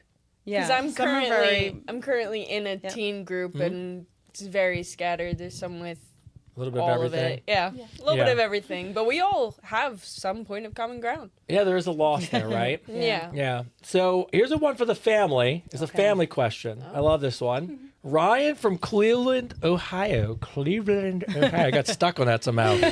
Cleveland, Ohio. That's like my an new AI talking mouth. about. Advice Unfiltered, Season 2, Episode 14. It's a high-pitched Sean Connery. Right? Like a little, I should get a little, like a corn pipe. Season 2. All right, Ryan from Cleveland, Ohio. How do you keep someone's presence alive in the home without it feeling painful all the time? Look at your face. I You have lit a really up. good one. No, I have a really good one because I thought about this earlier and it crossed my mind. There's things that he's done, little tiny things around the house that he always did, like turning off every single light after you leave the room to preserve energy. Serve the bill, girl. He would yell at you all the time. He'd be like, turn off the light, whatever. But now I do it every single time. The moment I leave my room, I turn off the light, I shut the door, and I do that everywhere I go. And you think of him. Yeah, it's a little piece and you it's take not with painful. him, right? It's just stupid. It's something little. It's funny. Do you want to say? Yeah, what do you got? I think that's a great point. For me, I have a lot of Irish pride. Brian he had even more Irish pride than I did. And he had gotten a shamrock tattoo that I was the first person he showed to, and he was so excited about it. And it just always made me think of him, even when he was alive. Shamrocks always made me think of him. And so it's something I keep with me, and I don't know, it just like came to my, I don't remember how this like stuck, but when I see shamrocks, it's like my sign from him. And I see them when I need it. And I see them when I really I'm thinking of him or I need a sign. When I'm with his daughter, I see them everywhere. Yeah. And I think keeping something like that, like a nice memento or something that And you we have loved about pictures. them in your life. Yep. And of course, We have pictures in the house, and it's never, I look at it, it makes me happy. Yeah. I His have Irish his pride. ashes in this necklace. He comes with me a lot of places. Kind of everywhere. Yeah, I can see that. He really does. He comes. I would announce them on the podcast. I'd be like, we have a fourth guest who's with us this evening. So that's right. Yes, in spirit. So It's a little dirty. yes. For the parents, Karen, I like this one. Raj from London, England. Oh. Little England. That's where my father was from. What's the right way to answer kids when you don't have the answers? I think you should be honest and tell them that you don't have the answers. I think not making up an answer is best. Yeah. Letting them know you don't know everything. Goes back to when kids know they're so much more intelligent and aware that you give them and resilient than people give them credit for, and you forget that as an adult that it's okay to say I don't know. Yeah. I don't know. Kids will appreciate the honesty. Yeah. Whether they fully understand what you're telling them or not. And Lynn, who runs Common Ground, swears by this as well. Yeah. Being open and honest and telling your children what happened. Age appropriate yes, words. of course. Yep. Age appropriate terms. But you are honest. Kids know when you're lying. They can tell that the dishonesty is there. They can tell that there's some type of feeling that doesn't feel safe. Yeah. Kids want to feel included. Oh, you feel very neglected as a child when they won't include you in on adult topics and complex things that they think you won't understand when you probably will. Yeah. If you gave me the chance, I probably would get it. Yeah. So it's important to give them the chance to get it. I know on Advice Unfiltered, I tend to use very age-appropriate language on here, so I apologize to both of you, but it's age-appropriate for me. It's for you two. This comes in from Honolulu, Hawaii. Kai. Oh. Kai writes in, what's one small thing I can do on hard days that actually help? Go on a walk. Okay, go on a walk. I think it's different for everyone again. You have to feel out different things that work for you. But unfortunately, all the little stupid things that sound so corny and sounds like, that's not going to work. They work. They work the best sometimes. Journaling is something that has done more for me than I can describe. I swear by journaling, but some people might not. Some people might love to walk or breathe or make music or, whatever. I think find your easy, accessible thing that really calms you down and makes you feel at peace. Maybe it's art. Yeah. Whatever it is. Because find a healthy vice. When I was in a real bad way and I was really depressed and I couldn't see the world as it was, I started doing photography because the world looks so much prettier through the lens. It looked like I could actually live and breathe in that world. I know how I have so many. I've started photography. Yeah. I started photography because the pain of not being with my son. So I wanted to get really good at taking pictures. So that when I had pictures of them, they were good. Because at the time when we were old, because we're a little old, cameras on your phone weren't fucking amazing. They were pieces of shit. Right. So I didn't have the money. So I went on QVC and got an Easy Pay. And got the most expensive camera that my monthly 8 payments could afford. And I still had the very, very all I wanted was the pictures to be so good that they wouldn't fade. I actually looked up how to take pictures so they don't go bad. Because I never knew if my life was always going to be in these every other weekends. And I still have the very first, I have all the pictures of them. But he almost blew his mind one time when he's like, "What's this hard drive?" And I was like, "It's hundreds and thousands of pictures of you as a kid."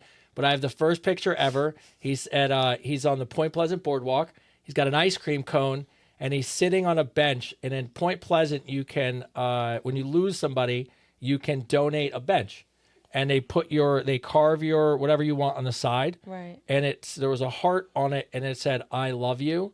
And so he's sitting there with his ice cream cone. I still have it to this day. But photography helped me see the world a little differently. It just gave me something, to be honest with you.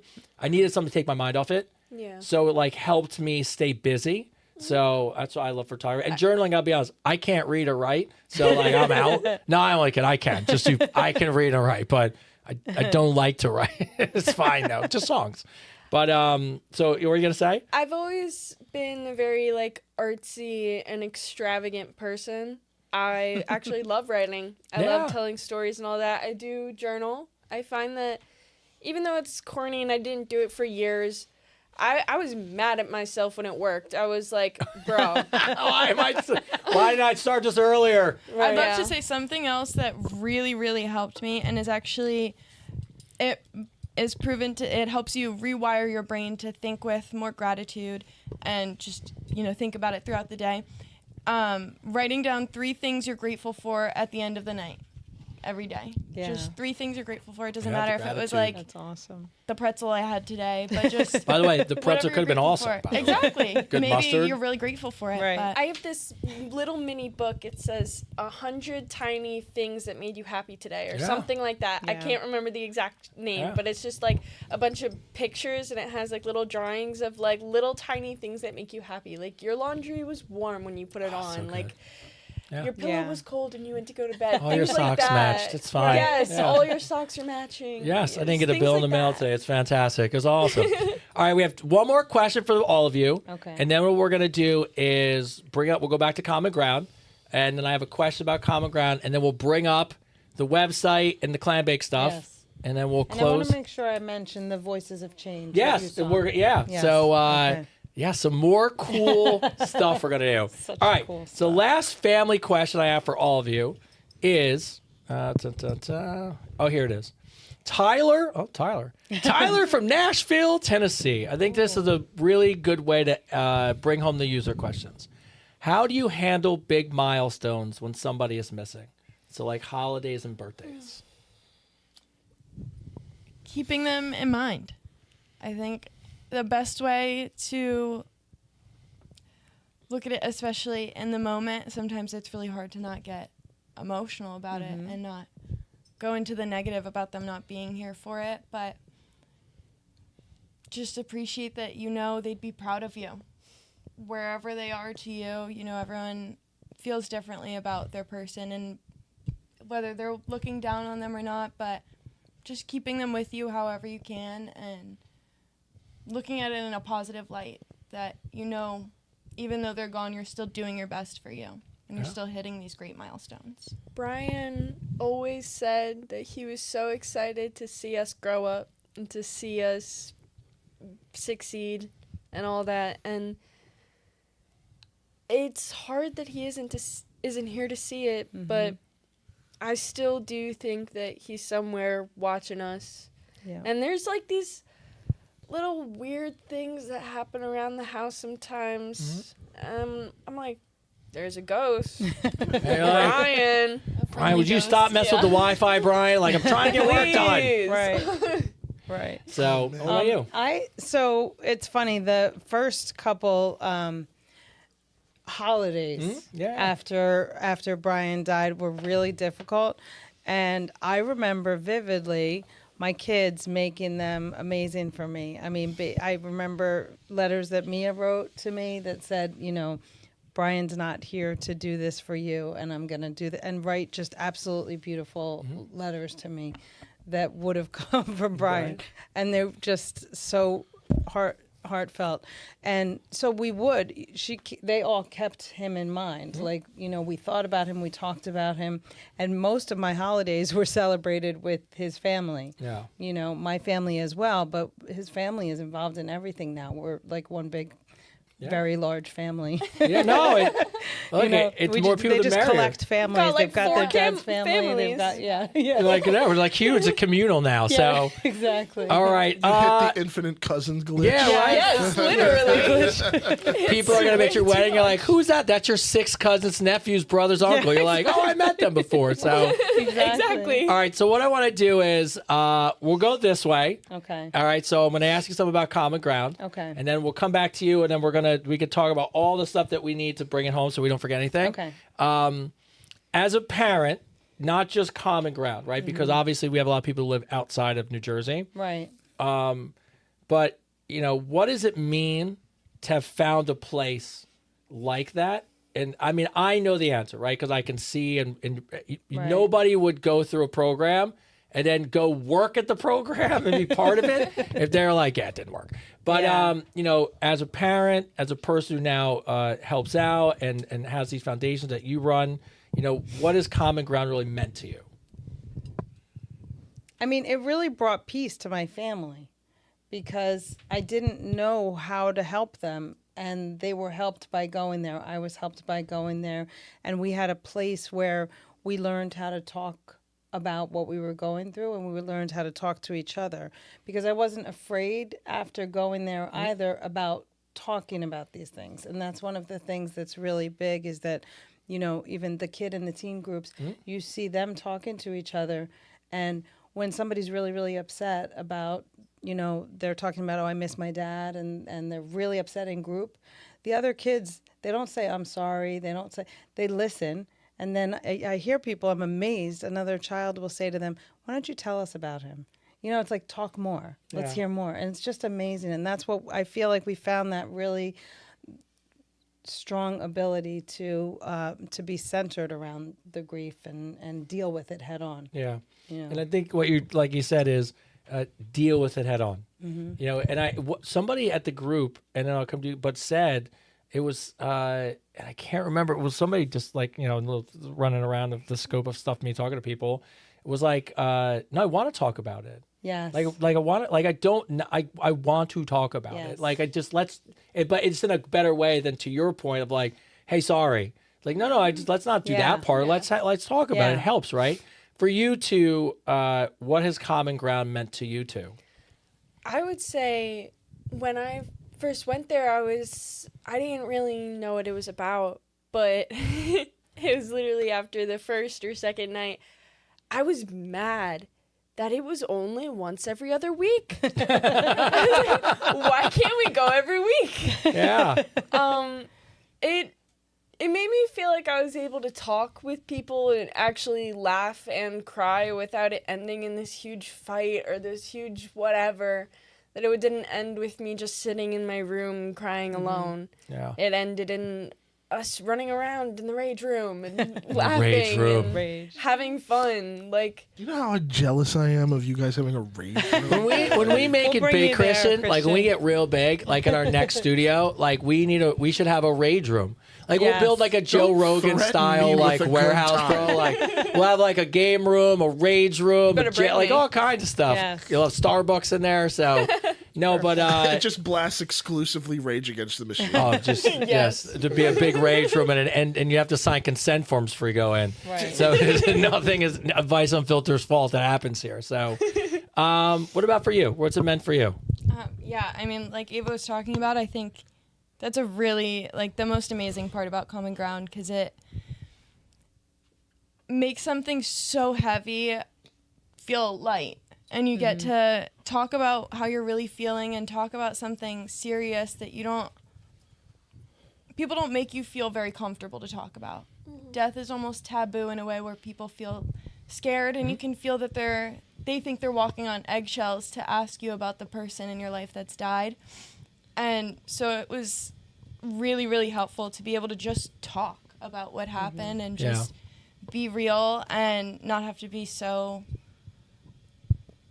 uncomfortable with it. It makes you feel so comfortable, and the other kids just get it, and you come out of it feeling like, you know, you had a great time with your friends and lighter for it, and like I did really process how I feel. Yeah. I mean, if you tried to talk about these things in school or like anywhere, pretty much anywhere, there are just so many things that go wrong.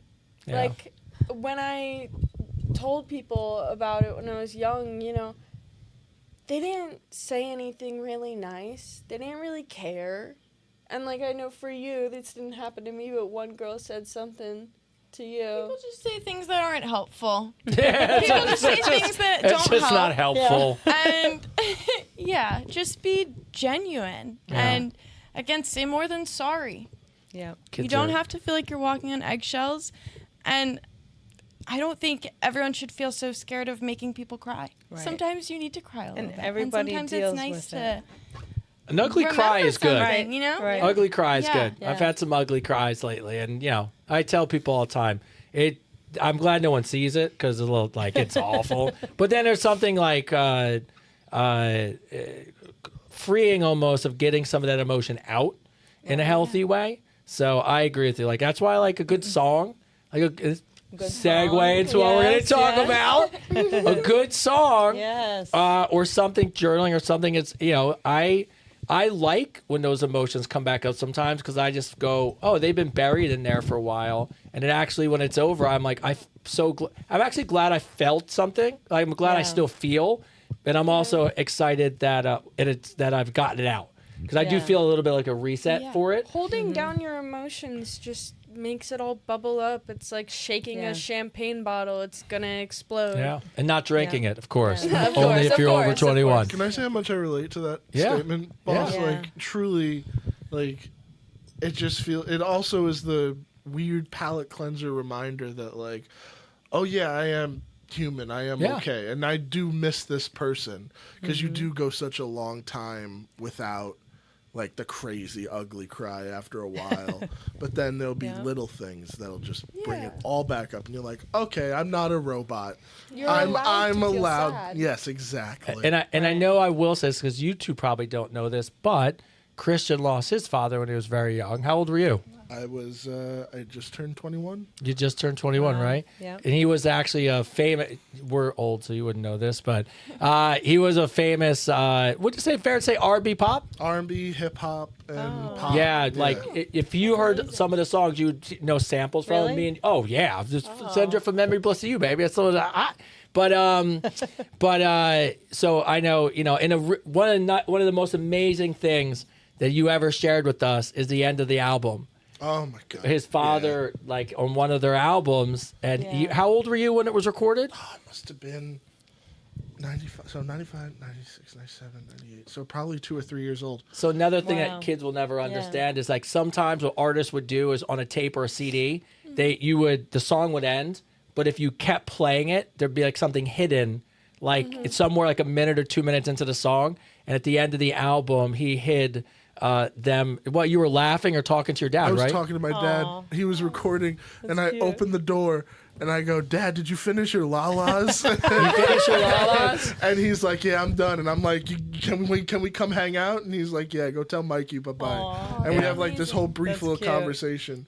And after my dad had passed, I decided to go listen through the whole discography because I felt bad that I never got to like have a really deep convo about his music. And I mean, I come away with my own thoughts and opinions, but I think I'm done, and I'm just like, oh yeah, this was a process because it's the last song on the last record. So I'm like, oh, I'm done, and I'm about to put the headphones down, and then I hear that. You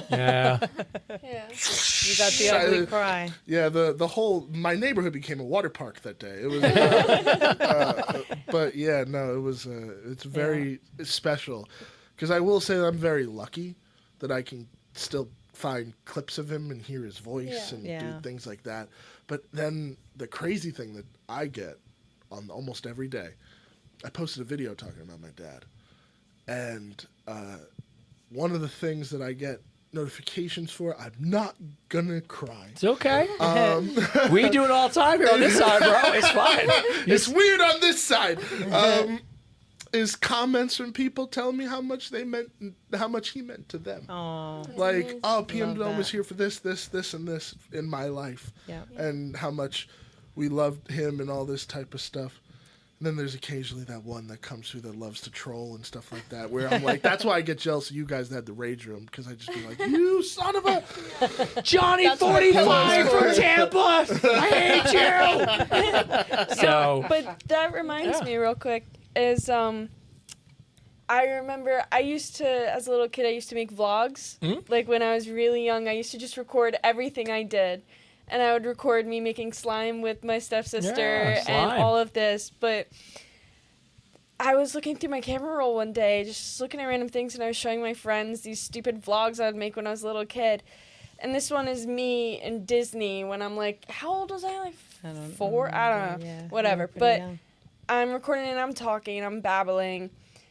And then I hear him say in the background, do you need me to grab you a sweater? And I was like, wow, I just realized I forgot his voice. Wow. That I haven't heard it in that long. And there's a clip that you still have. So Yeah. Common Ground and Music for All Seasons. Yes. So if you don't mind, Kristen, can you pull up the clam bake? So let's talk about this first. If you don't mind, and then we'll go into Music for All Seasons. Then we'll bring the show to a close with our video. So, all right. So, can you tell us what's going on June 11th? Clam bake, baby! Everybody come to Martel's Tiki Bar. That's our annual fundraiser. Yeah, you guys are on the side. Yeah, all of Karen's been blocked out. That's all right. It's fine. It's all good. No, you're fine. You're just gonna leave. It's all good. Blocking everyone. The families that are helped by Common Ground do not pay for anything. And in order to keep this going and to get all the services for so many families and to help so many people, there's an annual fundraiser. And this is what pays for everything. So we look for sponsorships. People buy tables and ticket costs, and we sell 50-50 raffle tickets, and so we'll have the link up for the sponsorship information. You can reach out to commongroundgriefcenter.org and let us know if you want to sponsor and come to the event. The event is fabulous. It's a lot of fun. It's a at Martel's, lot of fun. which is a lot of fun. Yes. It's a DJ and guess what? Side note.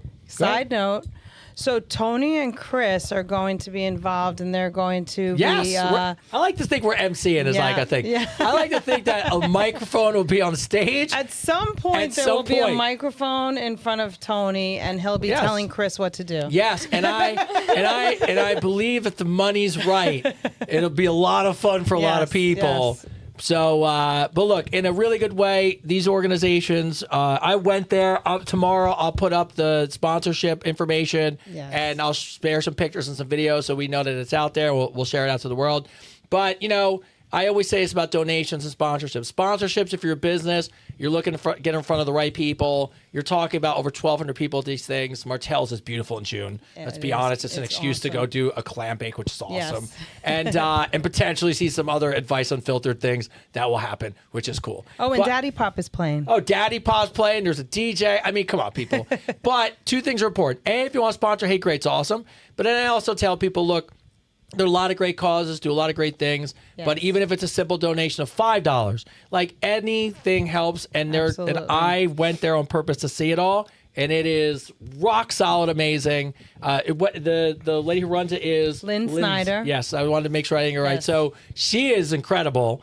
And she just kind of just talks about it like it's no big deal. Like, I went over here, raised $1 million, bought another house, got some things. I've helped out the kid. I'm like, wait, slow down. How dare you be so casual well, about she was that? like, I always love it when people are more interested in me and Chris. Are like, we don't do anything on the scale of what you do. You're like, you're amazing. Yeah. We're just in my basement. It's like so different, right? So can you tell us how that goes into what the bigger thing that you're actually, like your foundation, right? Or is your family's? Well, so Music for All Seasons was founded by my parents. And that was founded in 1991. Wow. And the way it was founded was because my parents are both concert pianists. Okay. And my mother was playing a series in California of concerts. Okay. And she called a nursing home and said, I'd like to play my pieces and just practice them publicly. Do you mind if I come and play them at the nursing home? That's awesome. They said, of course. So she went there and she saw just an amazing reaction from the residents. She saw people dancing and singing and moving that hadn't really moved much. And the staff was amazed at the reaction from the residents. So she went home and said to my dad, there's a need here. We've got to bring music to people who are confined. And that's how it started. Okay. So it originally started that way, that they brought music to people who were confined to nursing homes, convalescent centers, children's hospitals, women and teens that had been victims of domestic violence that were in shelters, women and kids, and prisons too. So they brought music to them, and it was very cool. Yeah, like really interactive programs, professional musicians. All the musicians that are employed by Music for All Seasons are paid. They're paid a living wage. They're not volunteers, and they go into these places and play these amazing interactive educational programs. So that's how it started. Okay. And then they have an offshoot that started the Voices of Valor, Voices of Change, and Voices of Empowerment. So Voices of Valor was helping veterans, and veterans to basically, they would create music together. So they'd bring groups of veterans together with a musician, a songwriter, and a psychology mentor. So that when the heavy things came out, there was somebody there to process that with them. So they'd have a group of 10 to 15 people. They'd create a song together, and it was their collective experience. So it could be what they dealt with coming back and maybe not being that supportive, what they dealt with at war, the PTSD, whatever it was that they felt that was speaking to them, and they brought it all together into a song. And they have written 90 songs, these veterans. So the Voices of Valor programs, they're 8-week program, and they've done 90 of them. Okay. And then we started with Voices of Empowerment with the Juvenile Detention Center. Okay. And then Voices of Change is newer, and that happened after COVID and trying to help teens process where, sort of the loneliness and feeling not disconnected.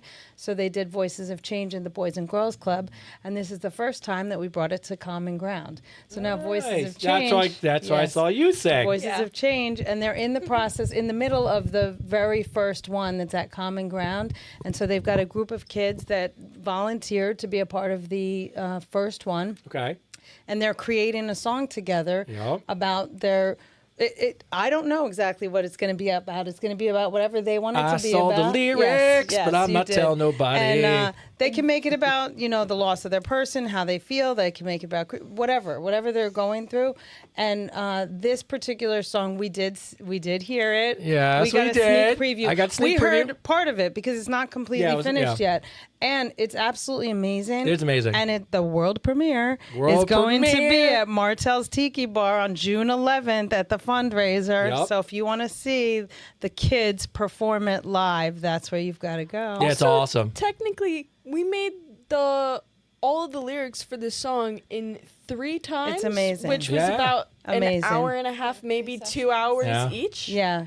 It's really wild. It's cool. I was watching the really process. wild. They remind me because like I'm like I'll sit here solo, and so this is like the 3rd song I've written, and it's like you do get it. Like I could only imagine having some professional help, like structure and like Yes. coming back to stuff and putting it together. Yes. So I was so interested watching them work Yeah. together because I was trying to think like steal some good knowledge about like as I structure things in the future. I'm a music fanatic. I love music. Music helps me through everything. So my coping mechanism, or as you would, I guess that's the best way to say it. I lean a lot on music. I just love it. I could cry I know there's certain songs I will cry if I watch them.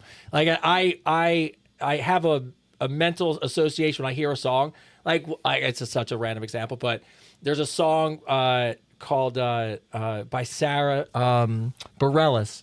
And it's the girl who sings the Waitress song, but she sings a Broadway song called She Used to Be Mine. Okay. And it's this beautiful song about looking at herself and who she used to be and being mad about who she is and wanting to go back and be that person. And she's not living the life she wants. Yeah. And it reminds me of my mom. And I can't break, I hear it. Like I almost form a mental movie of my mom. Like, and it's so I like if I had to go to a movie and I put the song on, I'd be like, "Oh, I'll cry in a scene. Yeah, I'll be right back. Give me 2 seconds. Put headphones on, come back. I'll be at Waterworks." Yeah. But now this has been going on. But you guys have like a major event like coming up, right? For Common Ground? For Music for All You got that Seasons? on June 11th, but there's another major That's what I'm event. saying. Like there's another. Yes, thank you. We are having a tribute to the founders. Yes. And that is on November 9th, and that's for Music for All Seasons, and that's going to be at the Liberty House in Jersey City. Beautiful place. And it is chaired by Bo Derek. Yeah. And it's going to be a fabulous, fabulous event. right. Yeah, we're really excited about that. So we're going to come back before then and talk about Music for All Seasons. Yeah, because some people might be there for the show. I'm just saying, you don't know. Yes. All right. Yes. So with that being said, first off, I want to thank you 3 for coming on. So what we'll do is I'll give you all a minute to say your goodbyes. Christian will close to go to him, and then we're going to finally roll the video for Kitchen Sink Ghost. So if you've been waiting to see if you are in it and your loved ones, it is. I'm very selfish comment on my part. It's worth the wait. It's worth the wait. All right, so we'll start with you two. Is there anything that you would want to say to anybody out there, whether it's somebody going through the grief, the process? Hey, look, whatever you want, floor is yours. We're gonna go youngest to oldest, so we'll give you the mic first. So, is there anything that you'd want to tell anybody out there in the world that could help them? I would say comparing is the worst enemy. Oh, that's a good. Comparison is a thief of joy. Yes. It's my line. Yes. I've always said, and yes, I know we're all hypocrites. We all say that, don't compare, and then we compare. Yeah. But I do say, someone's worst day could be losing their Louis Vuitton bag, and someone else's worst day could be losing their loved ones. Yeah. We all have different lives, and comparing your loss or what you have and what someone else doesn't have just makes everything a lot harder for you to be happy. Yeah.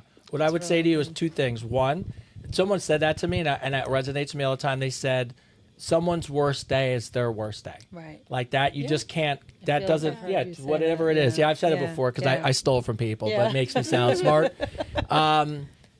I always think about these statements about like being a hypocrite. I think the statements are wonderful because what it is I think in a good way, we try to come up with sayings because we need sometimes reminders of how we should act. Because we get in our own ways, and we have every human being has a tendency to want to go in a certain direction. But I think sometimes saying to yourself, "Hey, don't compare yourself to anybody. That doesn't make any sense, right?" And then it helps remind you of potentially the path you could go down. Yeah. But those are great pieces of advice. I appreciate it. Yeah. All right, the elder facilitator of the Common Grounds group. What about you? I think for anyone dealing with grief, the best thing to remember is to just be kind to yourself. Don't judge yourself. Everyone's process is different. There's no good way to grieve, and there's no normal way, and just be you. And it's not your fault. And no, it's not your fault. None of it's your fault, and there's no reason to be so hard on yourself. You're going to have days you don't want to do anything at all. Do the least that you can. You're going to have days you're a lot more productive, and you're probably very happy. And feel happy for yourself that you're having a good day. Do the best with what you can, and live your day how you feel it. It's your life. Live it whatever is going to make you happiest, and just give yourself grace. And remember that whoever you're missing would want that for you too. They wouldn't be so hard on you. I can tell, as someone who's now sitting with both of you, first off, kudos to you for raising two amazing human beings in the world. Absolutely, I'm so lucky. Thank you. But I think the theme for you, which I've taken away for people out there that you've said is, and I've heard you say it in a lot of different ways, is always remember that everybody grieves different. Yeah. And I think that's a huge takeaway too from what you said. Yeah. For you there, Mama. Yes. All right. So, obviously there's a lot of ways you could take this, and closing and statements outside the amazing work Common Ground does and Music for All Seasons, and June 11th, make sure we're going to post that June stuff. 11th. You know, obviously the parent, somebody who's lost somebody, a loved one, yourself. What could you share with people? And by the way, on this one, you got to look right into that camera. Okay. It'll be really weird because you can't see yourself. Yeah. Like, see how you can see yourself, but you can't? What would you tell people about grief, or like what would you want to leave the show with a little bit of a, something for somebody out there? Yeah, well, I mean, I don't think I could say it any better than my kids just said it, to be honest. But I would say that to be present and to, really be there for your friends and family who are grieving, and to, again, remember that, everyone just needs a hug. Like needs you a had hug. said, everybody needs a hug. They need And some be there help. for you as mom who is probably picking up everything, and dad, whoever. When you lose your person, you lose a lot of help. Yeah. And remember to take care of yourself too. Yeah. Your kids Self-care want is you really- to really be there. And if all you're focused on is your kids and your grieving and their grieving journey, you're not going to be able to process how you feel and be truly present with them for Right. theirs. Yeah. And Tony, thank you so much. For Oh, no, it's opening been this my up pleasure, for- my for honor. us, Like, and, the yeah. universe put us all together. Thank you. And look, and I'll be honest with you, the other part, which I want to make sure he gets a chance Yeah. to, because, person on our team has really have gone through it. And how old are Yeah. you now, Christian? 30? Yeah, 31. So, I mean, it's not Yeah. that long ago that, that you lose a person. But for you, Christian, what would you, before we go and air the world premiere of Kitchen Sink Ghost, what would you tell people, anything that you would want to share with people about grief, or anything that you maybe would share to help the our people out there? What I've really found helps me, and this may not be true for everybody, but I love to laugh as much as my dad did. So I've found comfort, and I apologize ahead of time, in some of the darkest humor that I have been gifted to be allowed access to. When my dad passed away, my best friend Scotty came over, rushed over, because the same thing had happened to him. He had lost his dad while we were all hanging out one day, and his mom, I'll never forget the look on his mom's face. And then he came over, me and him sat on the couch, actually our front porch. It was dark outside, and he was just like, he was just there. He was just present. And then we just started rattling off these horrible jokes. I appreciate the honesty, man. About just in general, like the situation. Oh my God. Like I love the fact you're flashing back to the moment and laughing about it. Yeah, my dad was cremated, and one of the jokes I'll never forget is Scotty was like, "Well, now your dad can win hottest dad of the year." Oh my God.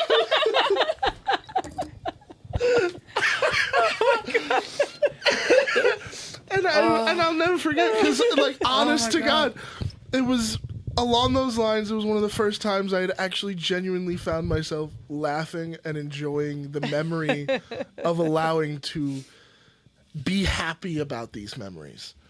And it wasn't like necessarily the floodgates of sadness had opened up. Yeah. It was Right. the floodgates of happiness. Yeah. It was like, it was such a weird thought, and this is going to sound so strange, but it was like, I got to be my dad's son for X amount of years. Yeah.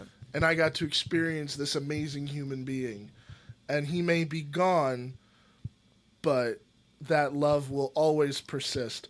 This is going to, again, corny, but Marvel hit it right on the head in WandaVision. What is grief if not love persevering? Right. And I will always carry that quote. So that's how I handled it. I love how we end on a hilarious joke. Yeah. By the way, it just goes back to as we end the show and we go to play the video. I think what it reminds us is of a couple things that I think were relatively relevant. Obviously, first off, support. I think one of the big things that I took away from this is that, yes, in the moment, everyone's there, but as life becomes a little bit busier, don't forget about those people. And I think what we have to remember sometimes as friends is it never has to be big. Right. Everyone who's going through grief or going through something or sickness has always said it's not what you do, it's just the act of doing it. And so it's just a text, like just checking in with you, want to see if you're okay. Mm-hmm. That could be once every couple of days, but it's so meaningful versus being like, oh, I don't want to bother them. Right. Just some genuine kindness really means so much more than anyone realizes. And I think the other big thing to take away is I've always felt this way. People don't want to be sad all the time. So, it's okay, to Christian's point, or you guys were talking about shamrocks and all kinds of funny stuff. There is a point where I want to laugh a little bit. I don't want everything to be so heavy. It's like, I that's a hilarious joke, by the way. But that's a joke that, like, when you're really, it's funny you're talking about because the friend had common ground, but it's like you both are like probably needing to laugh at something, and that one thing finally like breaks the ice, right? So it doesn't always have to be, hey, want to come over and I'll talk about it. It's like, hey, you want to get out of the house? Right. And like go do something, or go just get out and laugh and go see a comedy show, whatever. But what I take away, obviously, is the support, the family. You guys are amazing. I'm glad that organizations like Common Ground exist, but they only exist if we help and contribute. And like I said, it's such an amazing. It's a privilege to hang out with you guys and talk to this stuff. I appreciate both of you because I know how hard it has to be to talk about. Obviously from our end of it, but also I would break my heart to watch Tyler talk about. I'm sure it would. But on that note, I do want to say you've waited long enough, everybody, so I don't want to keep any longer. So I want to say as we end the show, thank you to you guys. Thank you to you all. Thank Christian. Thank you for talking about it. I know, sometimes it's very difficult. And the hilarious joke that I will be a short of cut and clipping sent out to the universe because grief is hilarious. But thank you to all the people that sent pictures in and told stories. If I could do anything else in this world and just... it's so nice when people write into the show and it has nothing to do with a question or anything. It's just like, hey, shit's been tough and Tuesdays are good, and it's why I always say it's fucking Podcast Tuesday. People don't know why I say it. They probably just think I curse, and that's just generally like, by the way, I apologize to both of you. Like, it's been a rough night. You're like, wow, it's got a mouth on him. Like, you're going to go home and people come around and be like, you sure you should give him the mic? Like, I can be good, I promise. But, when I looked at all of those people that wrote in, it really reminded me how this idea of this platform and this podcast is really just to help people. And it doesn't matter if it's 1 million or 5 or 100. The idea is that we just put out in the universe and hopefully it helps some people. So this song is in that vein. The video, it will drop now. I will put it out on social tomorrow. You can feel free to download the song. Any one of our songs, anywhere that you listen to songs, and you can actually clip them, and you can actually go on social media and find them. So with that being said, here is the world premiere of Kitchen Sink Ghost. And for after this, we will be saying goodnight. So thank you, everybody.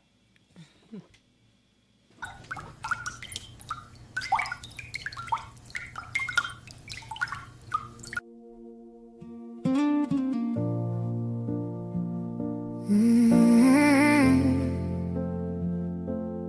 I should be there.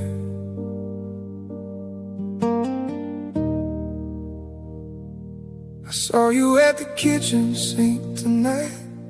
Same old cup, same quiet fight. You stared out past the window pane, like you were trying to outrun pain. There's an empty chair you won't move, still set like I just stepped out the room. You whisper things you think I can't hear, but I swear to God I'm right here. You keep holding on to what we had, like letting go means losing that. I should be there, laughing in the dark, sitting too close, lighting up your heart. I should be there, stealing all your air. God, it ain't fair. I should be there when the night gets heavy and the world don't care. You reach for me, I should be there.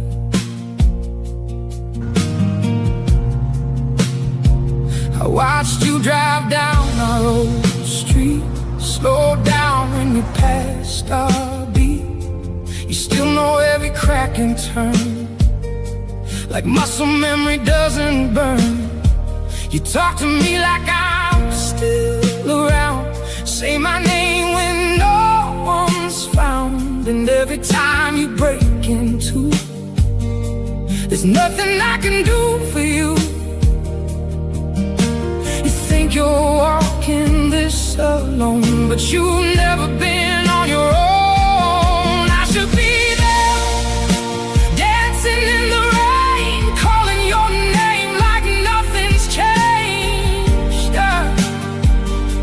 I should be there, tangled in your hair. God, it ain't fair. I should be there when the silence echoes everywhere. You close your eyes. I should be there, and I know you feel me in the breeze sometimes, in the songs, in the spaces between the lines. That's not your mind playing tricks on you, it's just love still breaking through. So don't you carry all this weight, you don't have to stay in yesterday. I saw you crying by our bed last night, reach for you but passed right by. I've tried 1,000 ways to stay, but I can't step back into yesterday. And now I see what I couldn't see. You're still living, that's enough for me. So I let go, though it's hard to bear, 'cause you'll be okay, even if I'm not there. I should be there, but I'm finally free, and you're still everything to me. I should be there, but life's not fair, so I'll be your peace when I'm not there. When you feel love out of nowhere, that's me, I'm still there.